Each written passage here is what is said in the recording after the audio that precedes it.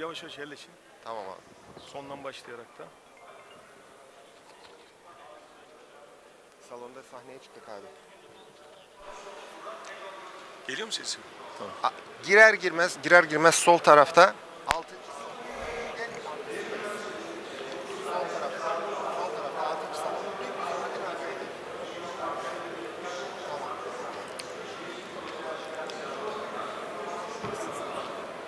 Sen de 2-3 dakika. He? 2-3 dakika içinde buradayız. Tamam.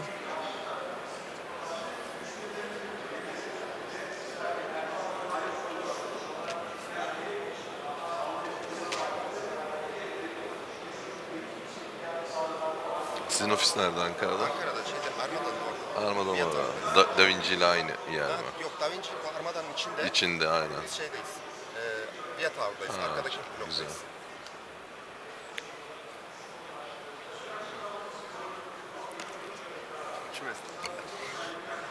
Sevgili dostlar, şimdi Distinguished participants, we are waiting for our chair, Mehmet Özer, start, so that there will be time for the other presentations. We're here as Güneşler, and I would like to welcome you all to this session organized by Güneşler. Güneşler was founded by the investors, supported by YEKDEM, and in different areas. It is the association funded by the business people in 2026, in our fourth year. Day after day, the process is getting difficult. However, this is a sector which is initiated by these investors. However, unfortunately, regulations and the change in time, different approach, and the political differences make us, the investors, go in a difficult process. İlker Bey, he is our member of board of directors. And in energy law, he is working as a lawyer. Meriç Bey is the energy trade manager of Ecosem. And what's going to be done after that, there will be an information. It will be more questions and answers. The faster they should speak, there will be more questions. The regulation has just changed, and there is this regulation published last week. There are subjects related to us. There are the ones which makes us go in a difficult situation, and we will discuss this all in length. I'd like to start off with my presentation. As you can see, these are in the stables. You see the shape there. We are in such a position for the investors. There's the sun outside, and we are generating energy, and we are generating energy like that. Mehmet abi has just arrived.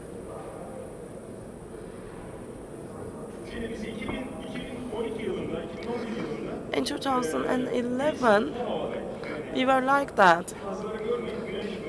Don't look at the geese. And there were opportunities, and there were regulations, and we started off with such a struggle. Then, these were the golden days. We are selling it with the USD. It's a risky process. This was a good process. The utilization cost was not that high, and we were doing okay. In 2014, Turkey started with 40 megawatts, and now it is 30 gigawatts. We are the fifth largest energy sector in the world, and everyone was very happy. Emrah and the Minister of Energy, they were proud to share this process. Then, at night, the regulations started to be enacted. We went back to our cage. They're taking our hair one by one. Of course, when the first hair is gone, we said okay, and the second and the third. However, as of today, we don't know what we are. If you want to treat a person badly, you make the person go through what the licensed producers went through. In terms of energy, there were these injustices, and there are many reasons of that. Some of the bureaucrats, they have some personal issues. This is what we observe, and we couldn't persuade them. In 2017,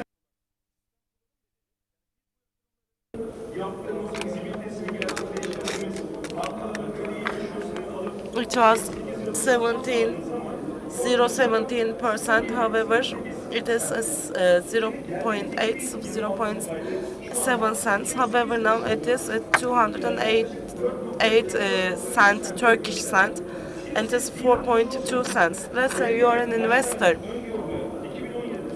and in 2017 it is 0.6 cents, US cents, and there's this increase of 5 times. And from this for this country, would you like to make an investment in this country or not? Of course, at this let's go back to the start. We are the geese in the cage. What is your efficiency? What you will get is the issue of the investor. It's not the issue of the lawmakers or regulation makers. And when we check the future,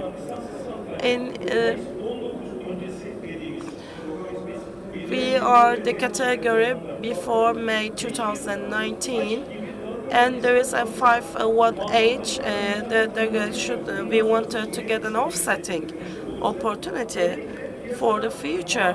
Therefore, in terms of consumers, the demand increase will be covered like that. What will happen if it is 5H, 5-1H? Because in order to sell, the storage right couldn't be given, and as of 2019, the storage could be related to the consumption, and where the production cost is higher than consumption, there are the licenses that are opening, turning on and off, and they're trying to get rid of the process. And if you are in the 5-1H, you can give the energy without free of charge, and you don't have to pay for this. And there shouldn't be any system. We don't want to pay the system utilization cost. And of course, what can be done is to push these investors in the collection. In EMRA, in Energy, Minister of Energy, we have many gatherings with the collector companies to create a portfolio. And with that, in 10 years, whatever you pay should be there. And I'd like to thank Mehmet Bey, and I'd like to get the floor to him, and then we will continue.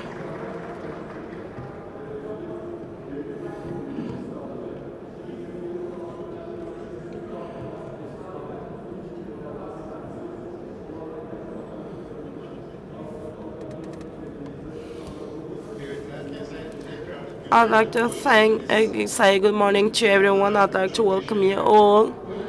And I'd like to thank Serdar, and Serdar also pointed out many stuff that I'd like to raise as Güneş'te. I'd like to talk about how it is founded, because Serdar, as our friend Serdar mentioned, what happened to solar investors took a very painful turn. It is very interesting. However, step by step, in the beginning of this month, with the new regulation change, it is the 29th edition of the same legislation. same regulation. However, this 29th change is not related to, nothing happened with the investors. It is even worse and worse. Day after day, we say that it's always worse. As Sardar Bey pointed out, and there's this new ones, and of course we are the pioneering investors.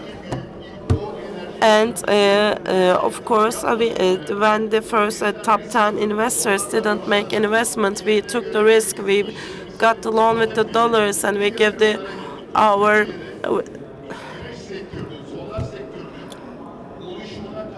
houses for mortgage and hypothec, and we are producing certain stuff, and we can have EPC outside the country.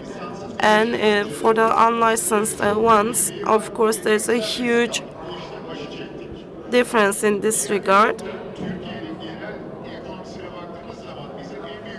And we can say that our problem is the energy import, and Turkey is dependent to other countries. If we do not spend money on that, maybe we would be like Switzerland. We would become a country with a huge income per capita, and we are making solar investment, and we decrease the dependency on natural gas. And in the last 10 years, rather than $1 billion, maybe this is why we were punished, I don't know. This is another subject. And there's a transmission rights and the distribution rights, that there's this leakage and loss. Of course, there's a cost of producing in Keban Dam and using in Edirne. There are huge investments. And of course, there are the cost of that. However, the solar energy is a distributed or scattered structure. We call it as the social energy in Europe. Because when you say a dim, you cannot size it. There's a certain size of it. However, when you say solar energy, it could be 10 kV, 1 megawatt. It is measurable. And it is an energy method. And we can say that there is this farm for chickens. They are producing there. And with that, there is no loss in that. And in this analysis, it is even contributing more than $100 million. And we can say that with unlicensed producers, we made this contribution. And as I pointed out, we are always punished. And of course, this power plants were established in the 51C. 7,000 megawatts is the capacity. But then they said that we are encouraging a consumption with a 51H article. These power plants were established. In the last year, 15,000 megawatt was established with the 51H, and there were these fields purchased, and there is this 15,000 megawatts were installed, and it is the equivalence is $8 billion. And when the industrialists making this investment, they made that feasibility. If I make an investment of $2 billion, so what will be the production rate? How can I prevent the electricity bill, and what will be the ROI, the return on investment? And in 4 to 5 years, the energy was to be depreciated, and this is what the figures show. The industrials said that we will produce our own energy. We want to loan, and this is our feasibility. They talked to banks, and they said that it is self-sufficient, self-paying in 6 years, and they financed it. $8 billion. The industrialists, they buried, if I might say so, this solar investment with this regulation enacted in 2nd of April.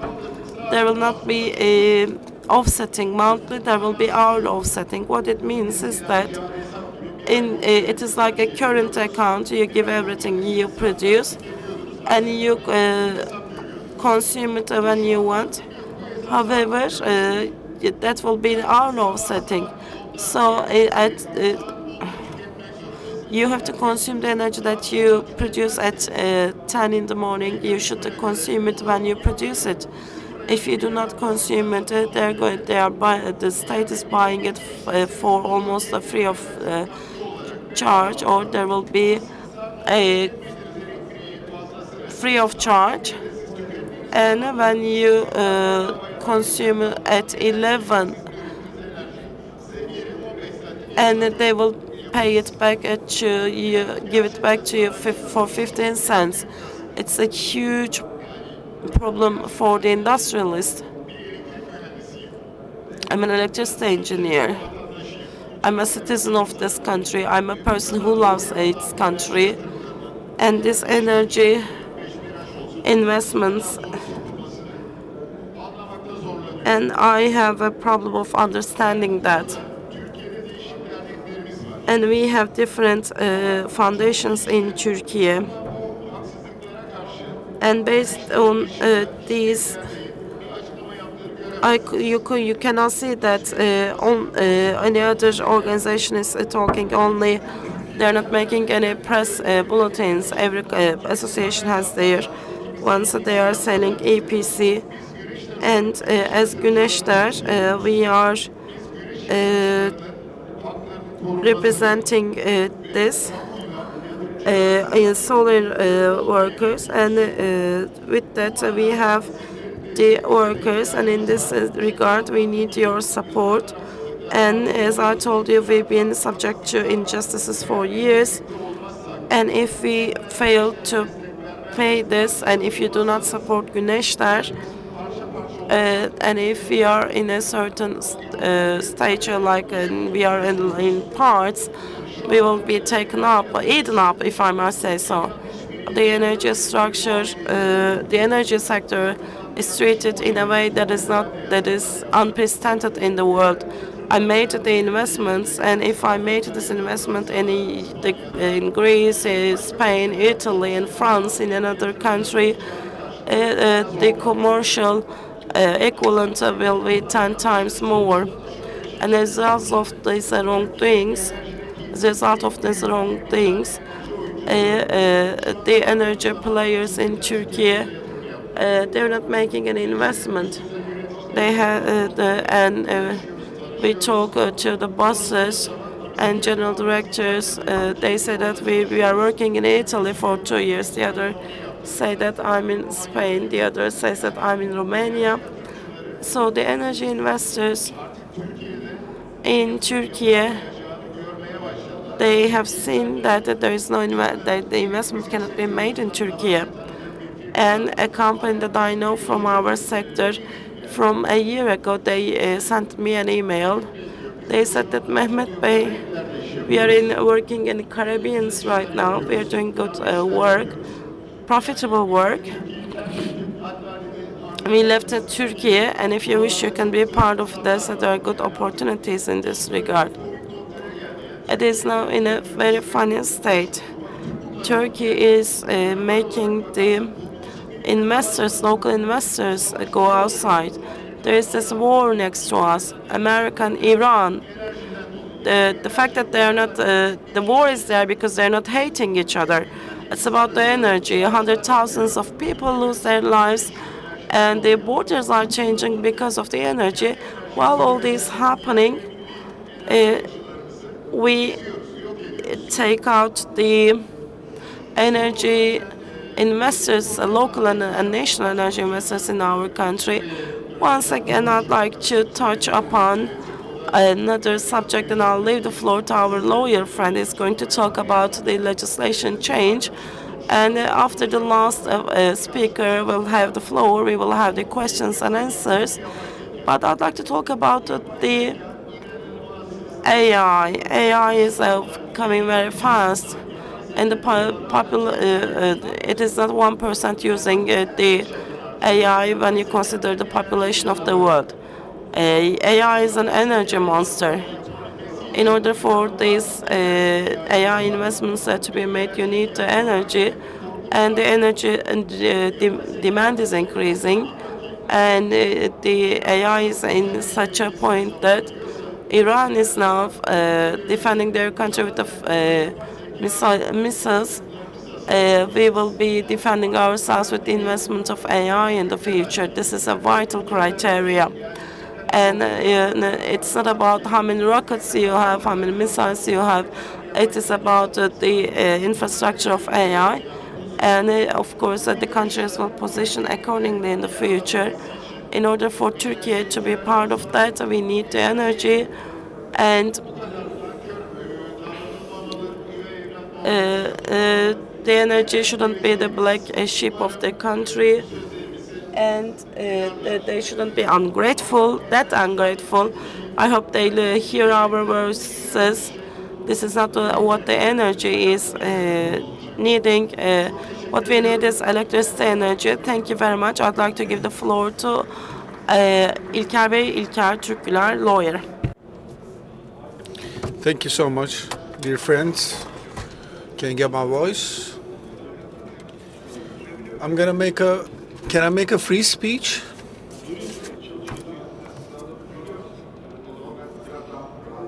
Okay, I'm just gonna be more relaxed in my speech. So we are already acquainted, so like I already know many of you people in this room, and the solar investment and the challenges.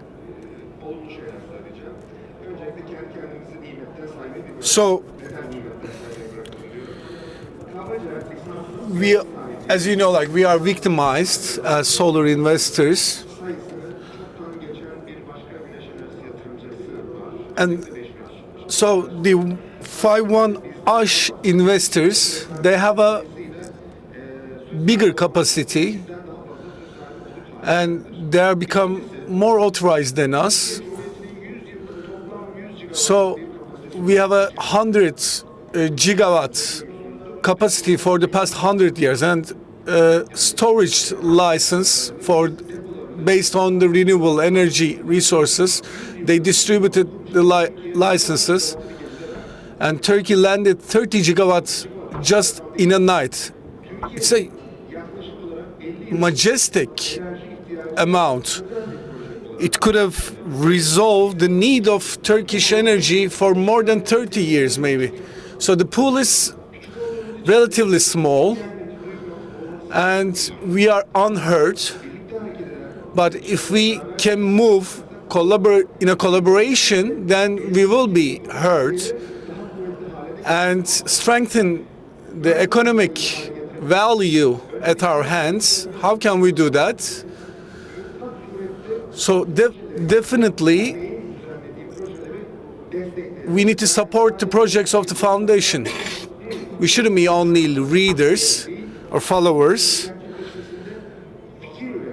We should be generating ideas, making contribution, and acting collectively is the answer. So scrolling means nothing.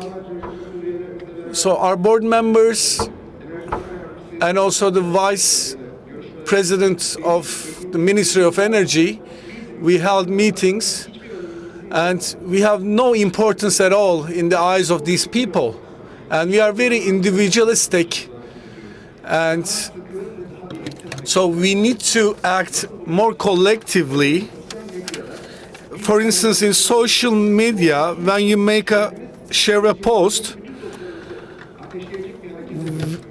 we need to use it in order to trigger this movement. We shouldn't be impulsive. As you know, like there has been an increase on the electricity bills, but that increase only happened in the distribution leg of this transmission. And Canada has a similar situation. So domestical generation and also along with the renewable energies are being generated domestically, when people have the chance to generate solar energy on the roofs, and their income then started to decrease because then the demand also decreased for energy use, and their fees and costs are stabilized and fixed. So they're just trying to increase their profitability, and they try to resolve like that, and that was the most challenging part, since the transmission fees are increased now, and the problematic side to is the appliance of these fees to the normal civilians. So 151 ash power plants is around maybe 65 cents. Used to pay 65 cents. Now we pay 208 cents for the same service. Under the same circumstances we are operating, you know, we have the same features. So we should have some benefits, right? An advantage, which we don't have at all. It's supposed to be like that. So let's say I'm generating energy in Hakkari, then consuming it in Istanbul. But then it should be only consumed in Hakkari if you're generating there, right? So we cannot overcome the transmission fees and region, and the distances are actually closer to each other when they pay 65 cents, and with greater distances we pay 208 cents. So think of it as on the logistic basis, it doesn't make any sense. When you evaluate the pricing, there is a huge mistake. So we are in a preparation of filing case in this regard, and with a couple of my friends, and as a power plant owner exceeded 10 years, this company pays 208 cents and trying to consume the energy at this exact same location where they generate the energy. On the other hand, this other company is only paying 65 cents, and the energy being generated, consumed totally in another place. So that doesn't make sense. So we will be filing a case about this issue.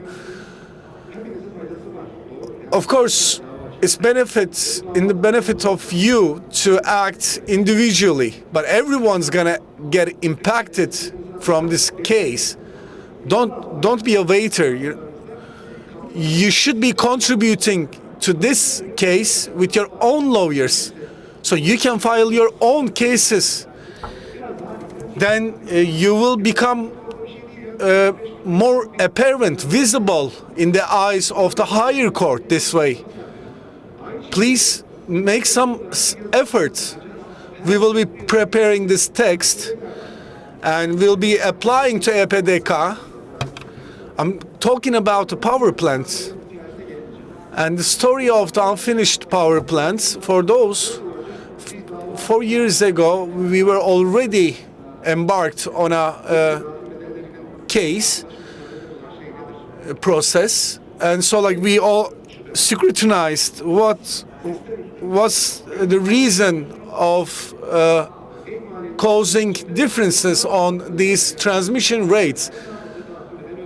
So if you're unlicensed, then you have to pay higher these transmission fees, and then we applied to the court, and 446 cases has been scrutinized. Unlicensed solar power plants doesn't have any additional cost. So it's directly from the legislative of the country. So the differentiation is totally acceptable, says the higher court. So if you have an additional cost, then you can do that. So like of course, there's a huge difference. So what is I just wanted to see what was my additional transmission cost. And after the investigations, there's no difference at all between the licensed and unlicensed power plants. They're utilizing from the same technical opportunities and availabilities, and causing no additional pressure. So the 5.1 ash has no difference with the dollar power plants. So why do you apply 65 cents?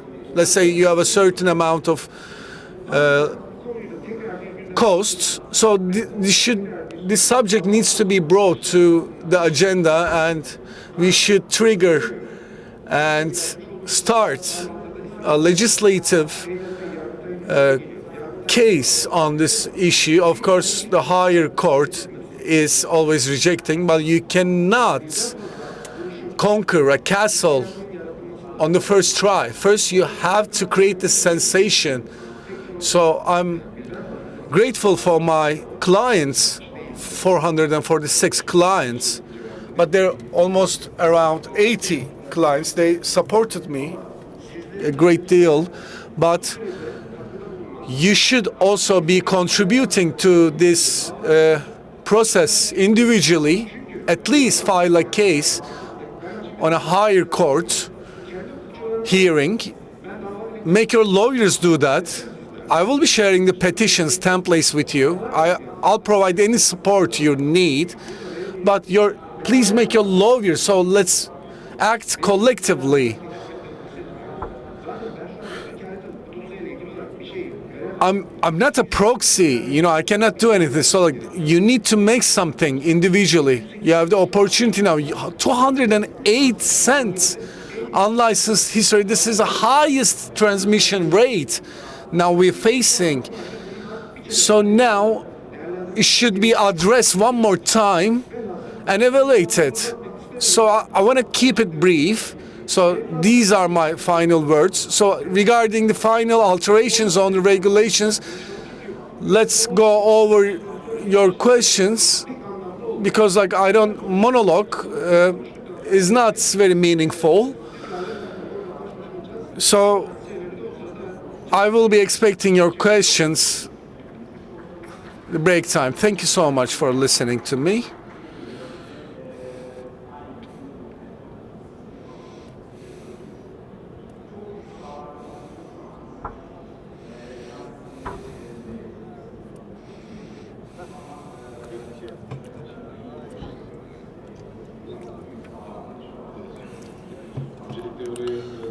Okay, thanks for filling the room, and hopefully it will be fruitful for you and provide you a roadmap.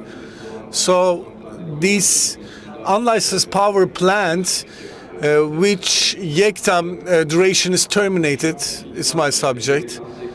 So according to this report, in March 2026, 536 mg has been achieved. At the end of the 2028, 5.100 gigabytes is our objective. Unlicensed power plant portfolio will be emerging. And as İlker and Serdar mentioned, we need a strong consortium and a collectiveness. 538 megawatts occurred in a period where most of the power plants had losses, and along with the increases on the fees, which they didn't make any increase on the subscriptions and subscribers group, they didn't have any increase on the fees. Okay, your cost calculation equivalent to 32%. Unfortunately, during spring season, the demand is high, and so this is the realized fiat. And it also not having increase during the summer time. Now we're only left with the subscriber groups. Also over the fiat, almost zero, 1,000 or 2,000 are being exposed. And so they're not making any increase on the subscribers, which leads the unlicensed or licensed investors to have great losses. So what should be done? So 538 megawatts, tomorrow 5.3 gigawatts could happen to any of us.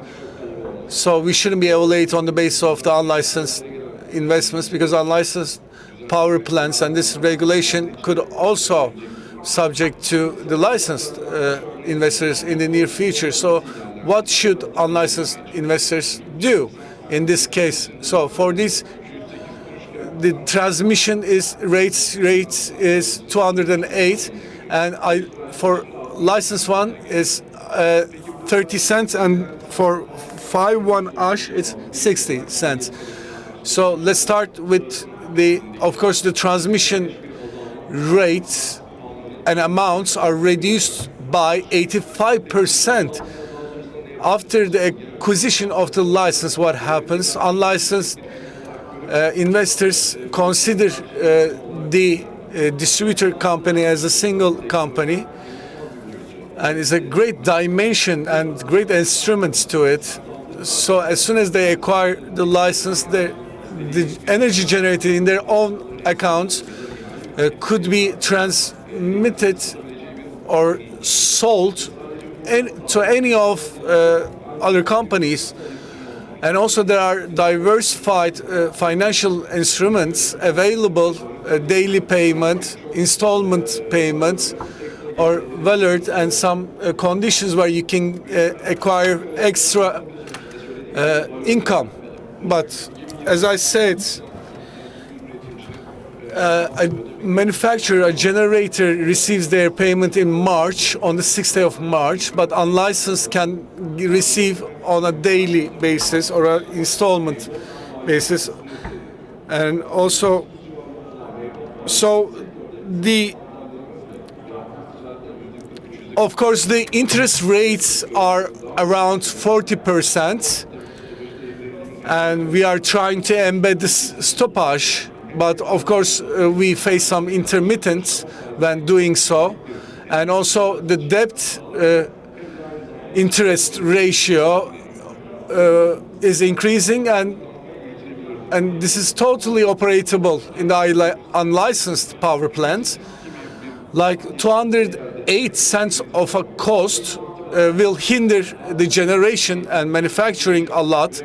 So it's not feasible at all. It's challenging all of us.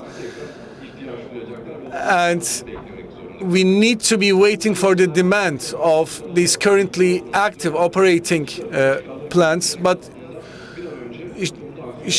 the benefits should be considered for both parties.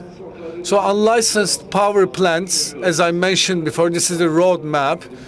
You can proceed as unlicensed, but then you can, if you wish, acquire the license. So in the authorized distributor company, if you have an on-sea power plant, let's say in Izmir, you can just keep working in the same structure as it is now, but without doing the sales, but utilizing with this financial instruments, you can acquire additional income as well. So unlicensed power plants, after you acquire the license, as you know there are many different challenges to the individual operations. So you can still operate under a gatherer or a supplier and avoid some of these extra costs. So unlicensed items here, so hourly based generation and the tariff amount and sales is realized over these, and the gap is huge. So no increase on the fees of the subscribers. This is the biggest challenge that we face during the winter or springtime. The PTF is coming out as a 1,000 lira. PTF during summer times, of course, you had an increase up to 4,500, and this electric spot fiat in this industry only, and also commercial, you have to sell it for from 3,000. So the mission supplier company, in order to enhance their negative situation, you need to come up with a scenario in order to enhance, to increase your profits and income. But we need collectiveness here. We could pressurize the public together, and also we need some collaboration in the private sector as well. So the gatherers are limited with 500 megawatts. So the fiat that you'll receive based on the unit per unit, your profitability will get impacted a lot. On the public side, you need a collaboration, and that applies the same for the private sector. So what do we do as Ecogreen Energy Holding?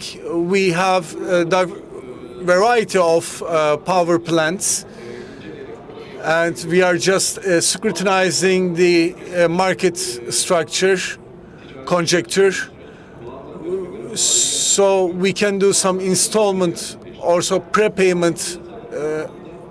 So according to current conditions and our discussions with the manageability of the cash flow, these three power plants, the instruments, are the most ubiquitous instruments used by us. Gidiyoruz. As of now, we are going through this 3-in-1. After the licensing, what I'd like to inform you is that there could be collectors or could be individuals. There are these impact areas, there is API transmission, the software support, and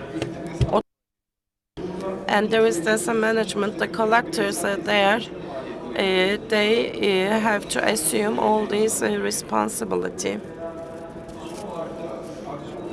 Last but not the least, with the individual and collective operations, there is a negative and positive aspects. In EMRA, for collectors, the cost is 15 million because of imbalances and the guarantee. And of course, you have to assume this cost is on you. Many licensed investors do not know this. And of course, in these licensed ones, they take it, and it's about making a profit there. And there's this cost, and you can go with the other way as well. Thank you very much for your kind attention.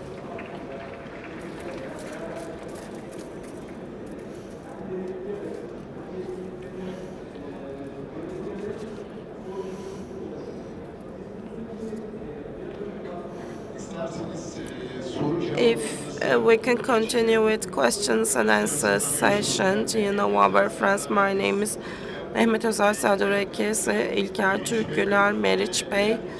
And if you have any questions, please raise your questions with the ones who you're going to address. And we are expecting your questions if you have any.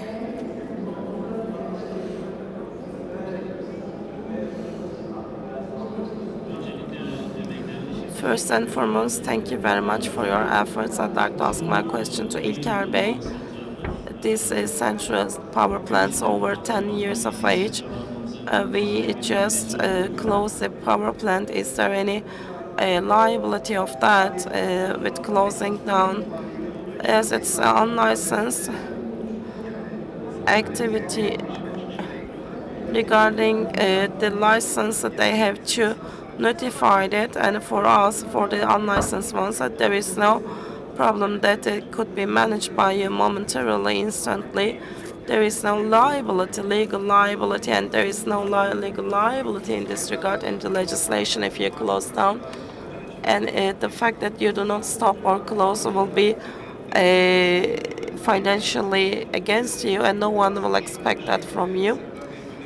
Sardar Bey's suggestion, I just learned it. It's very good. I liked it a lot.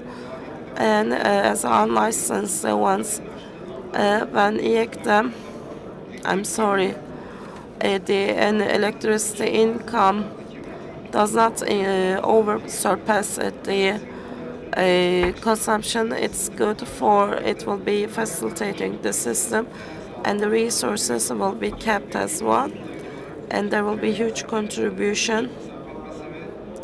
Our association has to exert efforts, and for this will be the energy given with at no cost or without charge, and I think this will be very useful. The mechanism is very easy. Of course, that the photon is there, even if you close it or not, there's a degradation on the panel. You say energy is expensive. In terms of access to energy, everyone does not have the same opportunity. It should be given without charge. But the problem is where you're addressing it from. Are you looking at for the sake of the country, or you have another program in you? There is without a charge, and why are you just making the transmission companies rich? The people should use it free of charge, and if you give it, then there is the energy utilization cost. This is our work. This is the rationale. 2 weeks ago, I received an email. We will tell you when to open and when to close down. In the first connection agreement, we do it. This is just announcing what is known already. And of course, these transmission companies say that there's a SCADA system in order to decommission the system. And this is, there's just this regulation, just to inform you. But I can tell you that I'm a lawyer of 100 companies. There is no just close down instruction has been given. In last year in 8, there was the surplus of supply, and I think that it is about for the festival Eid Mubarak, and we can say that the big power plants are closed, so maybe regionally there could be a shift of loading, and please be ready in that. I'd like to ask to Meriç Bey, I'd like to ask my question to Meriç Bey. So if we are we are the connectors, will we give it all the time, the energy? And of course, the opening and closing can be added to this distribution cost, and you can work in this regard, because this instruction will be given by the inspection, the distribution cost, and within collections. For you to collect, you can say that I can assume the operation. It depends on you. Collectors do not have such a response obligation. Just to clarify, we designed the process for selling it to the grid. If we have a production or generation point for 1 megawatts and there is this consumption, we don't have to close it or open it. In order not to get electricity there, if I can consume it in the grid, it could be open all the time. It's not important that this energy costs, because I'm using it for my own purpose. So if you can just match it with a real consumption point, we can understand what's the PTF. My suggestion is that it should be matched with a consumption facility, and of course there needs to be such a structure 5 megawatts, and with that workshop, you can consume it all, and with that, it will not be a burden. There is 5 subscribers, 250, and there's 1 megawatt, and I connected to that. Do I have this in my regime? And with the new one, we can say that the consumption point and production and consumption point should be matched. It was taken out. However, it says that you cannot go reduce the producer. And of course, when you look at this application and what is still there as the consumption point, when you say I connect this, the agreement will stay the same. You're creating a new subscription, the other subscribers will be the same. In 5.1H, this is your advantage. Without any limitation, what is the capacity there is still ongoing. There is this obligation, we don't have this.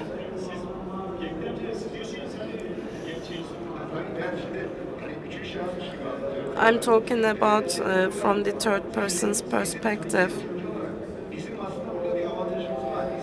We have an advantage.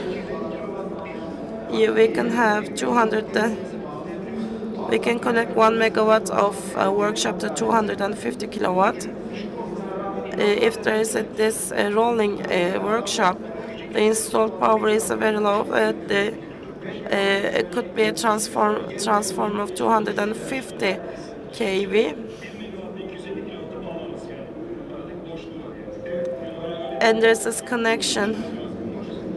It is not only about consumption, and we can consume it in small sizes, small amounts as well. We can have such an advantage, and the collector will pull the energy from you continuously, and paying the distribution cost will not be a burden to you. I have taken the floor. Who's going to take the floor? I have taken the floor. İsmail Çivreli from Antalya. We have the unlicensed power plants.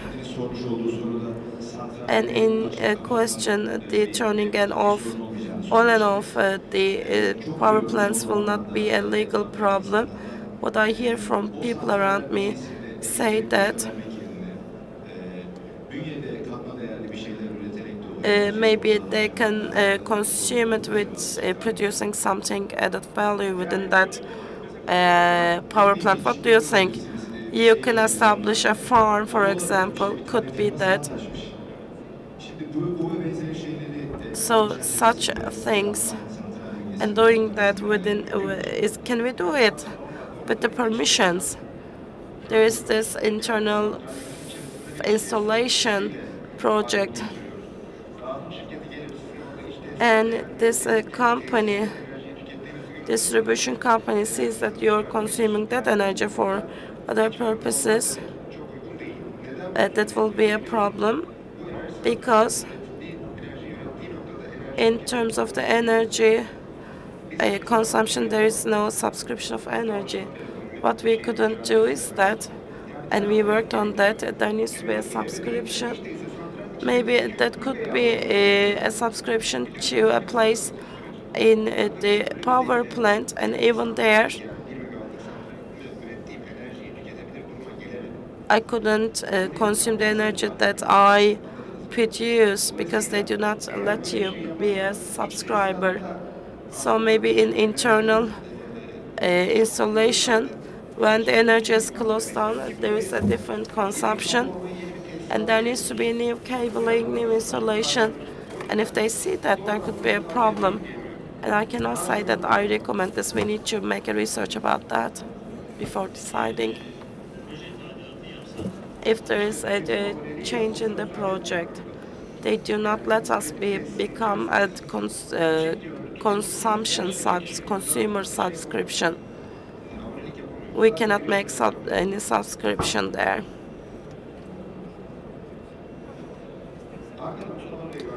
Mustafa Bey was going to say something. He's going to make a contribution, I think.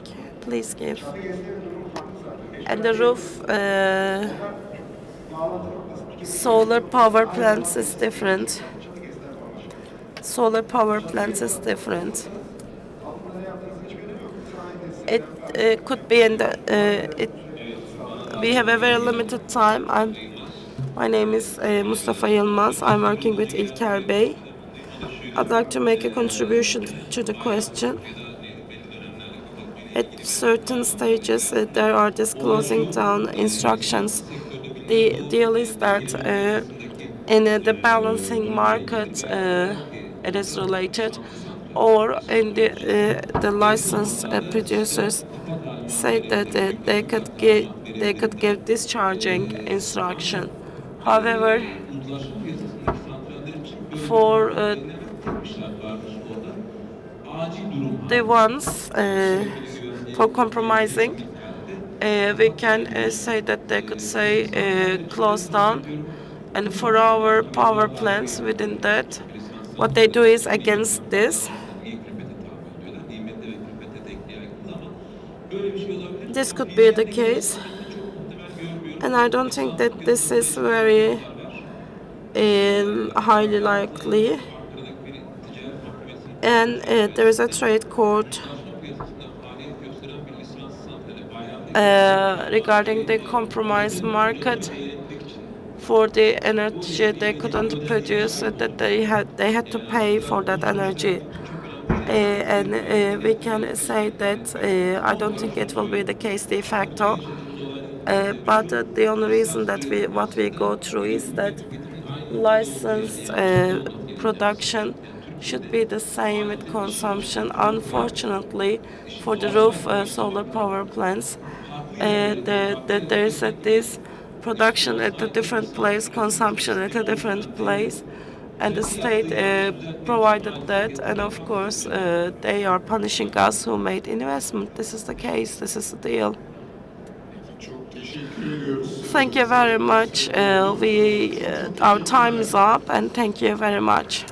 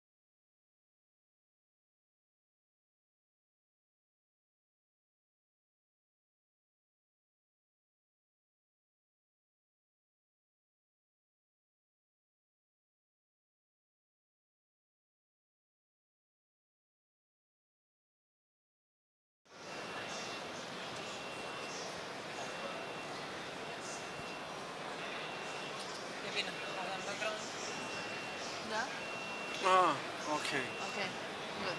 Great.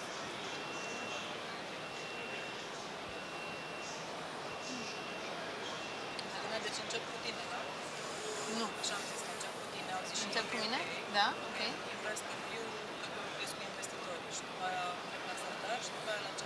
Ok. And there are three sessions at the same time. So speak a bit loudly because nobody understands us. There are two It's loud. Okay. It's loud and Okay. noisy. well. Okay.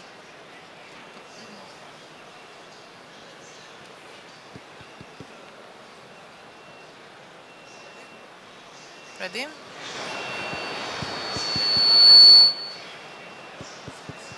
Hello? Hello. Good morning, everyone, and thank you for joining us here today. This panel will be in English, and two of our speakers will be addressing the audience in Turkish language. First of all, as we know, in the energy sector, today's disruptions are quite big, and they are no longer geopolitical only, but they have economic angle. They are geo-economic. Energy has become a central driver of this shift, and it is reshaping the need for countries to cooperate better, especially since Turkey is in the center of the regional energy equation, alongside Romania as well. And that is why we have established the Black Sea Energy Cooperation Association, BESCA, to act as a bridge between the two countries and to help international companies that want to open an office and thrive in the Romanian market. We launched BESCA in Ankara at the end of last year during an event where Turkish investors attended. And since then, we have been developing the association into what we believe will be a very useful platform for those in the room. Romania, as probably you know, is attracting a lot of attention right now in the energy sector. And the question is no longer why Romania, but how Romania. So during this panel, we hope to give you some answers to that. And I am happy to welcome Mr. Serdar Chirac, who is the Chief Legal Officer of Yeşilyurt Group and the board member of BESCA, Ms. Alina Ștefan, Chief Commercial Officer of Enexus, a Turkish EPC operating in Romania, and the founding member of BESCA, and Can Tutashi, who is also a board member of BESCA and the chairman of EDSIS Storage Association. So I will start with Alina and ask you, because you have been working with Turkish investors coming to Romania, can you share how is that like? What do they want to know when they arrive? What would they need to know? And how you usually help them? Thank you, Roxandra. It's working? Okay, great. Thank you, Roxandra, for the intro. It's lovely to be here. I will start before diving into the investors' perspective and their focus in Romania. I will dive into what has become the moment of today as far as the energy sector is concerned, because Europe and Central Eastern Europe and Turkey and the Black Sea region are no longer peripheral. So they're no longer on the outskirts of Europe. Ever since the Ukraine war has started, critical infrastructure has been the national focus of all the countries and all the regions. So I'm referring here in particular on the European region and the Black Sea region. We consider now more than ever critical infrastructure of being of national and international and geopolitical focus. This is why many of the investments, many of the demands, and many of the efforts that are being put in the diplomatic area are being centered in this region. So more than ever, the Black Sea region has become a focus for many reasons, but most importantly because of energetic security. So in this regard, Turkey and Romania become a pivotal corridor, and with that we expect everything to change in the months to come. The war in Iran did not help. It actually it did not help the Sesle bize yardımcı olmuyor. energy. but it put it in the even more of a focus. So I wanted to kind of lay out some of the puzzle pieces in order for us to deep dive on what we're trying to do with BESCA and the importance of the collaboration, dialogue, and collaboration in this context. Answering your question, even prior to, let's say, more focused in the area, we had great collaboration in between Turkish investors and Romanian opportunity. This has been now quite a lucrative segment in the energy sector, especially on the emphasis on the renewable. We know now more than ever that renewable gives an extra security to the grid, and it became lately the focus because it de-risks the dependency on one energy source or a couple of energy sources, especially the ones that are especially localized, like hydro and nuclear that are on the spot that can be targeted very easily, while renewable energy is spread out towards larger areas and make the grid safer. So Romania has been, I think, for a couple of years now, a centerpiece and a focus of investment. What had happened lately is that it matured a little bit in order to be a great gateway for more mature investors as well. So we're not in the opportunistic, let's say, stage anymore. We're at the stage where we're building up, we're strengthening. We have safer project, more bankable project. We curate the market better. Banks are learning how to finance projects a little more. The European Union is insisting and constantly investing in energy projects, so they're giving us a lot of support. The Romanian local businesses are also being matured, so we're not at the pilot level anymore, we're at the scaling level now. So in regards to what you particularly asked me about the Turkish investors, I think we moved from initial, let's say, entrepreneurial-like investors to more on-demand, strategic investors that have long-term plans and ask for more structure and more predictability. Thank you, Alina. Very, very interesting. And indeed, the market has developed very much in the past few years, especially in the last year. And now moving to you, Serdar, if you could also share with us your views and how are projects considered in Romania by the Turkish audience? What is a bankable project? What would investors need to do to leverage the Romanian market better? Thank you for the question. Thank you for the question, but for the time efficiency, I think I will be proceeding in Turkish for the best understanding what I am going to explain. So Turkish investors in Romania and the investments, it's important that they conduct a risk analysis. As the Schiller Group, we have some experience separated in two dimensions. First, causing risk directly from the investors and from the country. If you're planning to make an investment in Romania, they should have a certain investment experience in Turkey. So what's pivotal here is benchmarking. So our experiences in Turkey, we should leave that at the passport control in Romania and think that we don't know anything about the market, this new market, because you cannot benchmark these two countries and our experiences.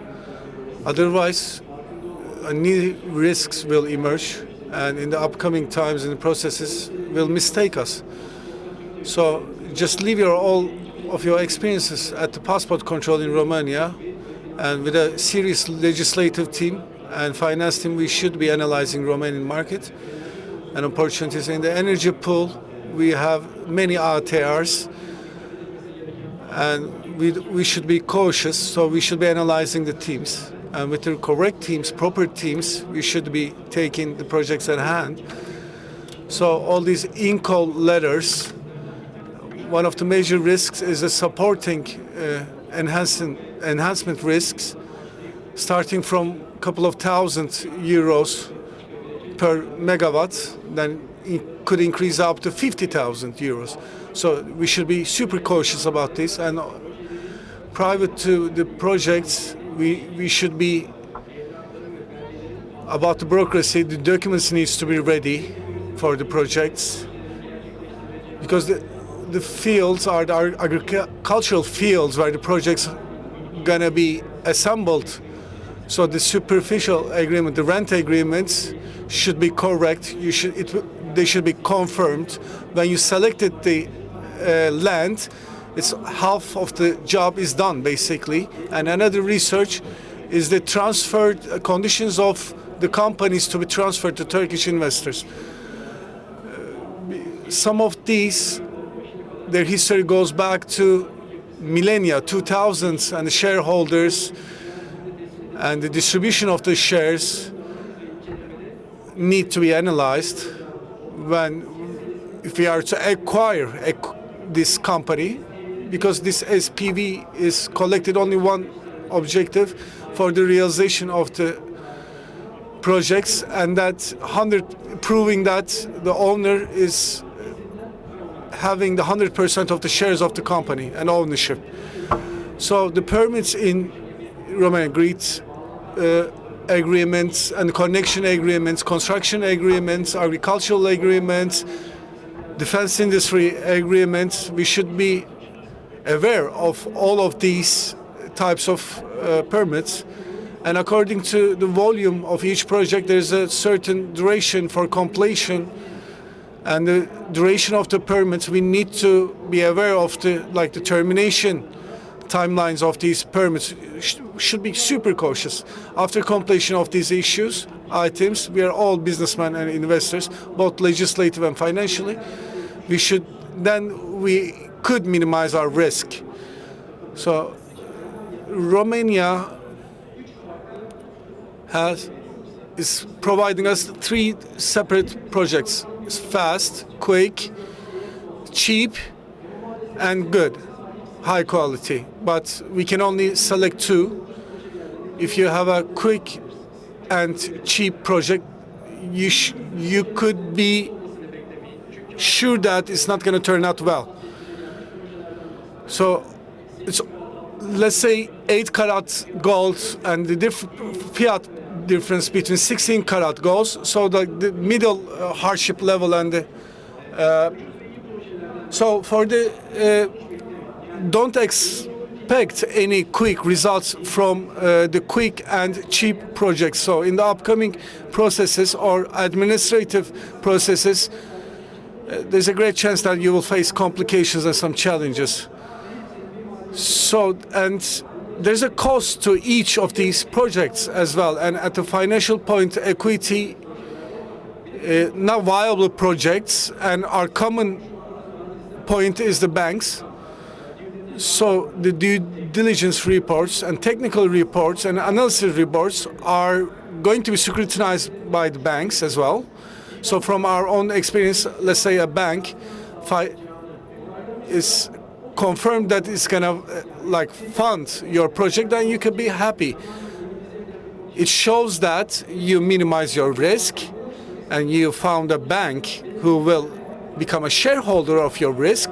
Now the only thing is left is the realization, completion, and manufacturing and generation.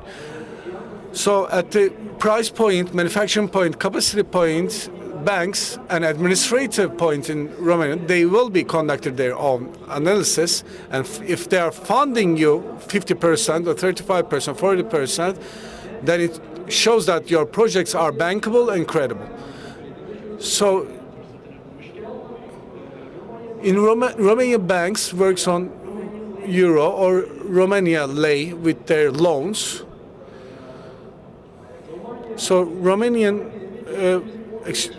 currency has devalued almost 1.5% against euro. So Romanian lei and the loans and the interest rates will be higher when compared to euro. So when you go to the banks, when you initiate the whole process, you should be receiving loans over euro. You should be persistent about this issue. So that's would be my first answer to your question. Thank you.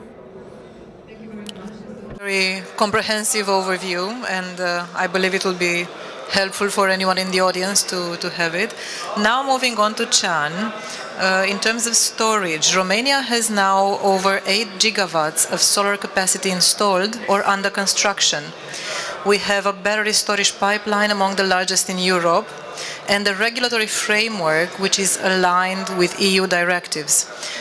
Can, what is the potential for storage in Romania, and what should Turkish companies know when entering? Thank you, Sandra. I will continue in Turkish for the Şimdi so let me start this way. Let's say in a project, the inspection company or engineering company in a market, we can speak about 3 risks: the country's risk, investors' risk, company's risk, and project's risk. So at this current situation, the EU country, Romania, they no longer have the country's risk, but on the base of project or companies and the capacity and the efficacy, maybe if we usually proceed over SPV with these companies, so like there is no risk at all. So of course the investors' own individualistic risk and bank credibility of the investors in the global market efficacy is another item. So the project making and the realization of the project, so let's say 0 to 1 projects, it's a brand new project. So we need to find a bank to finance or fund or financial institute. So they want to, of course, guarantee themselves. So I'm gonna try now convey to batteries. We are actively working in Romania, and along with the new regulation in Turkey and the infrastructure works in this process, in the ATRAs, batteries were supported, and the financial institutions started funding us. So for a storage system should be integrated to each project. This is the most pivotal question that you could receive from a financial institution, because it's unevaluated, maybe a new sort, like caused by a very high tech. So we need to be minimizing our risk. That's the opinion of the financial institution. Same applies for the investor. It's pivotal. Battery is paramount. So every shareholder energy sector, it has a critical role for the network, especially for the renewable energy resources and increasing demand and shares. Then you have imbalances occurring in the networks, because I'll be covering it on the surface. I'm not going to dive into it. So your infrastructure investors or network operators having batteries is another extra countermeasure for minimizing the risk, because you can just position it as for consumer or a generator at the same time. So like for the investor, the main purpose is to make some trade and utilizing and leveraging the energy resources. In order to do that, you need to get impacted by the energy prices on the minimum level. So it provides you flexibility having the batteries, and it's strengthening, like providing you this flexibility, actually not increasing the fees, to be honest. And arbitrage is like storing the energy from the like cheaper timeline and then sell it on the more expensive timeline is the arbitrage. So the battery systems are now utilizing these minimal systems, but we are trying to expand it and grow it in the European market.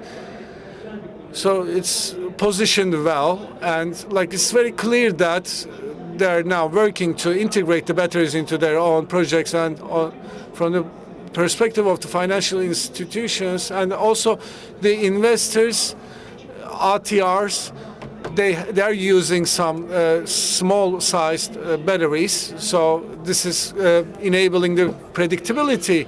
So over a 10,000 megawatt project, you should have a better system of a 2 megawatts, and it's already embedded in the RTR, ATR. So it's not like 20% they're looking at, the investors. So like we are assembling the batteries in our project. So our investors minimum, on the minimum base, on the connection view and the connect capacity are trying to integrate a viable battery.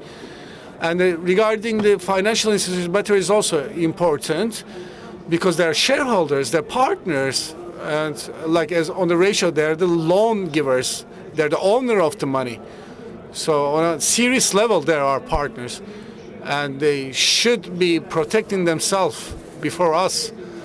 And so the batteries integration is actually minimizing their risk as well as ours, even though they don't know the investor or country's risk, or this also price of the electricity in that country. So with the battery, they can just be on the safer side. So battery is now included in the system, in the game. And on the next step, I'm going to mentioning about more specific application areas. And reason to that is, and recently, 200 megawatt hourly basis, the individual storage, independently from any power plant, and 100 megawatt output, and a Turkish investor system has now been activated in Romania, integrated in Romania. You don't have a power plant. It's only done on the private of stock. And also subsidiaries and secondary services, and can bring the extra income. That's why it's valuable. So our individual storage facilities and having the license distributed and will be activated in Turkey as well. But in Romania, it's becoming more frequent that we hear about these. And which means you will also encounter such applications in Turkey very soon. And we also mentioned about infrastructure, so I would like to wrap it up. So enforcement fees has been mentioned, and the enforcement fees. And normally the investors doesn't care about that at the first stage, but actually these are very critical. So if you have a cheap project, think twice, think 3 times.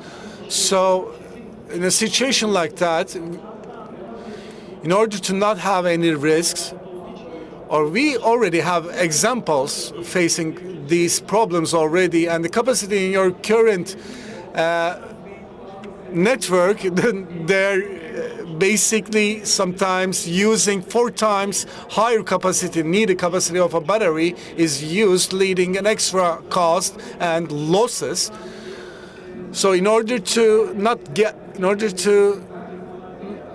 damaged and suffer from these losses, you should be super cautious, and you should know at the beginning that you're going to pay some enforcement, so like you can enforce your network.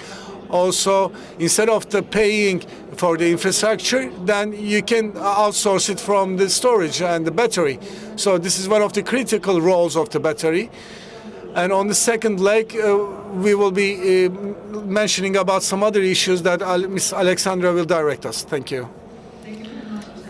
Very useful overview. And now, before we close, I would like each of you to perhaps say in a few words, how does the association help international investors coming to Romania? So we operate as a platform for the energy community, helping new investors get acquainted to the market, get introduced to the experts that they need not from day one, from the passport control. But I would like each of you to just say in a few words, how does BESCA help? Sanırım bunu en çok tecrübe eden. So one of the Turkish investors are very experienced now in Romania, I think, because in such volumes we are we are investing in like big volumes, and as administrative authorities, we cannot make the decisions. But I wish we could do that when investors come together and analyze the market together, especially on the administrative basis, which they are obliged to comply with, and the administrative authorities cannot become a political authority in Romania. Olabilmek.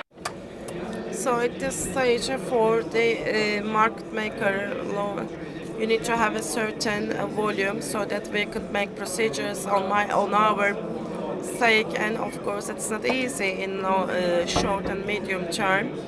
And if you cannot achieve that, the world is doing something. It's uniting and joining powers, association, foundation. If you're a platform, as is case in Turkish law, if you're a strong foundation, you have a say in the commissions. At least you can talk about these systems, and you have a seat. And the market designers, they take into account this civil society organization so that you can say something. BESCA is important for joining powers. And there is this proximity of Romania and Turkey, the number of flights, the number of investors. As Turkish investors, there is, I think that exceeded 500 megawatts, and about 1.58 gigabytes is planned. And as BESCA, both angles. So from a broader perspective, I think BESCA has the chance to be a vehicle for investment, a vehicle for collaboration, a vehicle for concrete plans and investment to take place.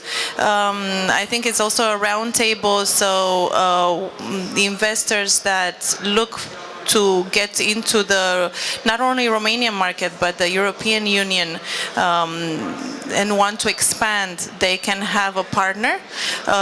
They can get in touch with local authorities or local players, local businesses, so their strategic plans can happen faster, and it doesn't have to be only on energy. Energy can be the gateway to larger plans and larger expansions. So it could be large industrial groups that are looking for the recipe to enter the European Union, the recipe to scale to the European Union. So I think BESCA has many utilities or many functions.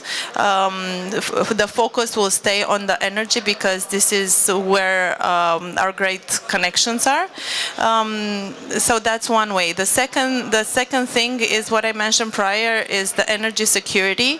I think more than ever, we as the European Union cannot look at the European Union as segregated countries, and there are efforts being made at the European Commission to descale the bureaucracy, to flatten the collaboration, to fast track the collaboration in between all 28 countries. So when we're talking about Turkey, European Union, or any of the countries in the European Union collaboration, or the Black Sea region, we're talking about the collaboration with the entire European Union, not just one country. So all the efforts that are being made right now, especially after recent tensions in the region, is for the European Union to flatten and facilitate and make fluid all the processes, including financial processes, and de-risking and de-bureaucratizing the entire process, because this has been a major issue and blocker in the European Union. So I think BESCA, it's at the right moment and with the right potential to help many of the players that want to act and have concrete plan. It's not a moment of, just dialogue and, planning. It's a moment of acting. So BESCA is a great gate gateway for that. On a more local level, as I mentioned, for more on paper plans, right? The fact that you get in contact with the local authorities and local players, you get the intel in order to be curated all this, better planning. Because I totally agree with Serdar, you can come and you can have a good plan, but whatever you knew from the past experience may not be fit for the local market. So you need local intel, local expertise, local guidance in order to de-risk your project and also fast-track it. And by investing in BESS, which is everything right now, there's no project without BESS included anymore. You do two things. You secure the future yields, so future money gains, but you also help the grid. And now we're turning back to the larger scheme of things where the grid security is extremely important, and that's almost like investing in the future safety, right? Because I recommend investors to be, focused on their yields, but it's very important to look on the security over time. So predictability over time is also important. It's not just money tomorrow. If we're looking at 20, 30 to 35 years investment, we also have to look in many layers of security and safety and predictability. And at a time where security and predictability are as shaky as ever, to have at least this as a mindset is great. And BESCA can be a facilitator, create the right tables and the right context for all these points to happen, not in just discussions, but in concrete actual plans. Evet, şimdi aslında bu tarafta At this stage, we're talking about the world globalizing. It's the interconnected system, and the electricity countries are feeding each other, and we made supervision in Greece and in Ukraine, in the Turkic countries. We are still working. Romanian investors, they grow a lot compared to us, and we are taking steps to localize ourselves there.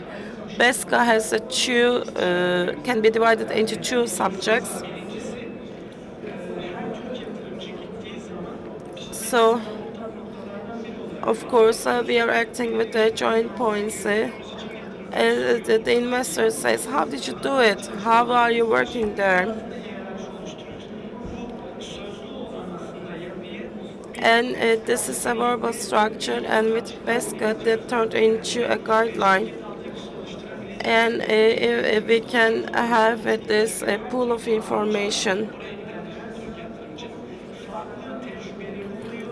And there are different experiences. Could be local ones at the installation, companies, could be investors. Of course, there is this. We are organizing an ecosystem with BESCA, and it's like a gateway for Turkish investors, because when they have this, after the passport control, they get BESCA. We are working for BESCA to be the gateway for them, because at one stage it's about the civil society requirements. It's about establishing the community. But on the other hand, BESCA is a local structure in Romania. They have a say there. And of course, the data to be collected here are used for a solution of the problems of Turkish investors that they face. And we are creating a pool of information. And locally, we are in Romania, and it's not, of course, we can contribute to all the foreign investors. And on the other hand, it's about we're working for increasing the dialogue between two countries. But basically, it is for the investment and for local investment for accessing the information we are working on. As the head of board of directors, we try to give information to transfer that information to BESCA in terms of battery, in terms of power plants. Heard, and I will try to summarize. BESCA will act as a gateway, as a bridge, as a kind of home away from home where investors can get information, can reduce the time to understand the market, reduce the number of experiments eventually, because as a newcomer in a market, you don't know where to start. So we aim to be a safe new partner for you, and we're looking forward to welcoming as many of you to the association if you are interested in coming to Romania. And on this note, I would like to thank the panel for their contributions. Thank you very much. Thank you. And we are here for questions if you have any. Thank you. Thank you. Teşekkür ederiz dinlediğiniz için. Teşekkür ederiz. Thank you very much for your kind attention. Thank you.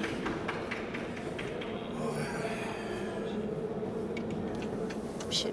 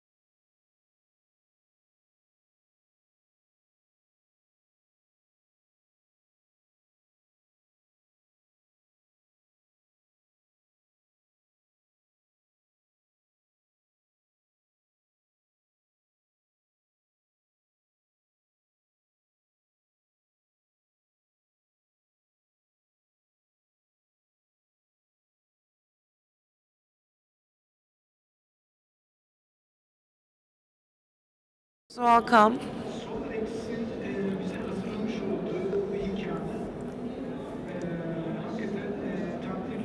We appreciate what the possibility that provided by Solarex. Solarex is like a fair. However, inside that this exchange of information is very valuable for us and eye-opening. I'd like to thank them and the organization, and I'd like to thank you for your participation. We have many prominent speakers. If you allow me, I'll start with Kutay Bey. Please introduce yourself. Hi, everyone. I'd like to salute you. Can you hear me okay? Thank you. I am the head of board of directors of İsveç. For 21 years, I've been within this energy sector.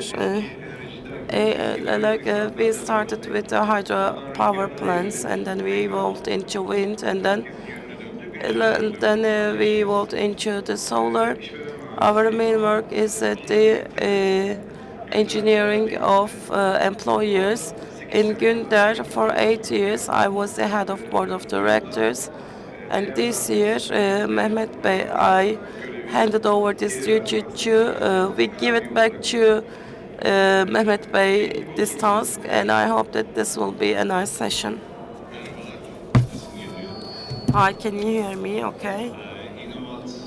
Innovat Energy Storage System. I'm the co-founder. Doğacan Bayram is my name. Of course, I'm here as a storer, not a solar person. It's very valuable. I'd like to thank you because the solar energy, of course, we have two sited together with the solar, and it was a dream in the beginning, but now it's an obligation, and we are very happy to discuss that. Thank you. Hi, Tarık Sarvan, Sun Energy head of board of directors. My story is that I'm from Black Sea. I went to Germany in 1999. I learned sector in 2007. I started with Eichheim, Germany, Munich, and then we transferred our factory to Turkey 2014. In 2024, there was public offering, and with the heated 30, we are working in the cell, and in it, of course, there is aluminum, EVA, and the other polymers with the other battery factories. And in Turkey and Europe, we have such a system. Point Energy, since 2014, we are working in EPC, engineering, project, and contract commissioning, and I'm here as the EPC representative. Thank you very much.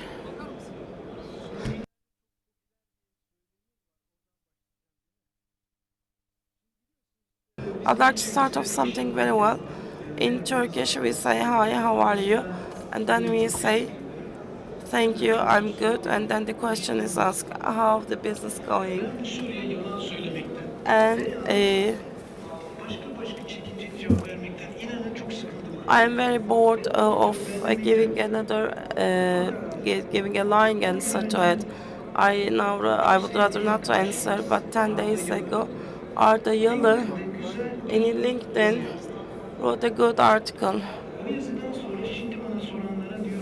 So I asked the people who are asking me how's the business going. I said the business will be okay. And with that, let's look at what we are saying, what we mean. Can the business be okay? Arda says that, dear friends, why don't we store where we produce and consume at the same place? Do we have to give something to the grid? If our direction is true, everything comes from the grid concept to self-consumption, We don't have to give anything to the grid. We can store and we can consume. If we did say that, the direction would be different today. So store where you produce, consume at the same place, and be self-sufficient.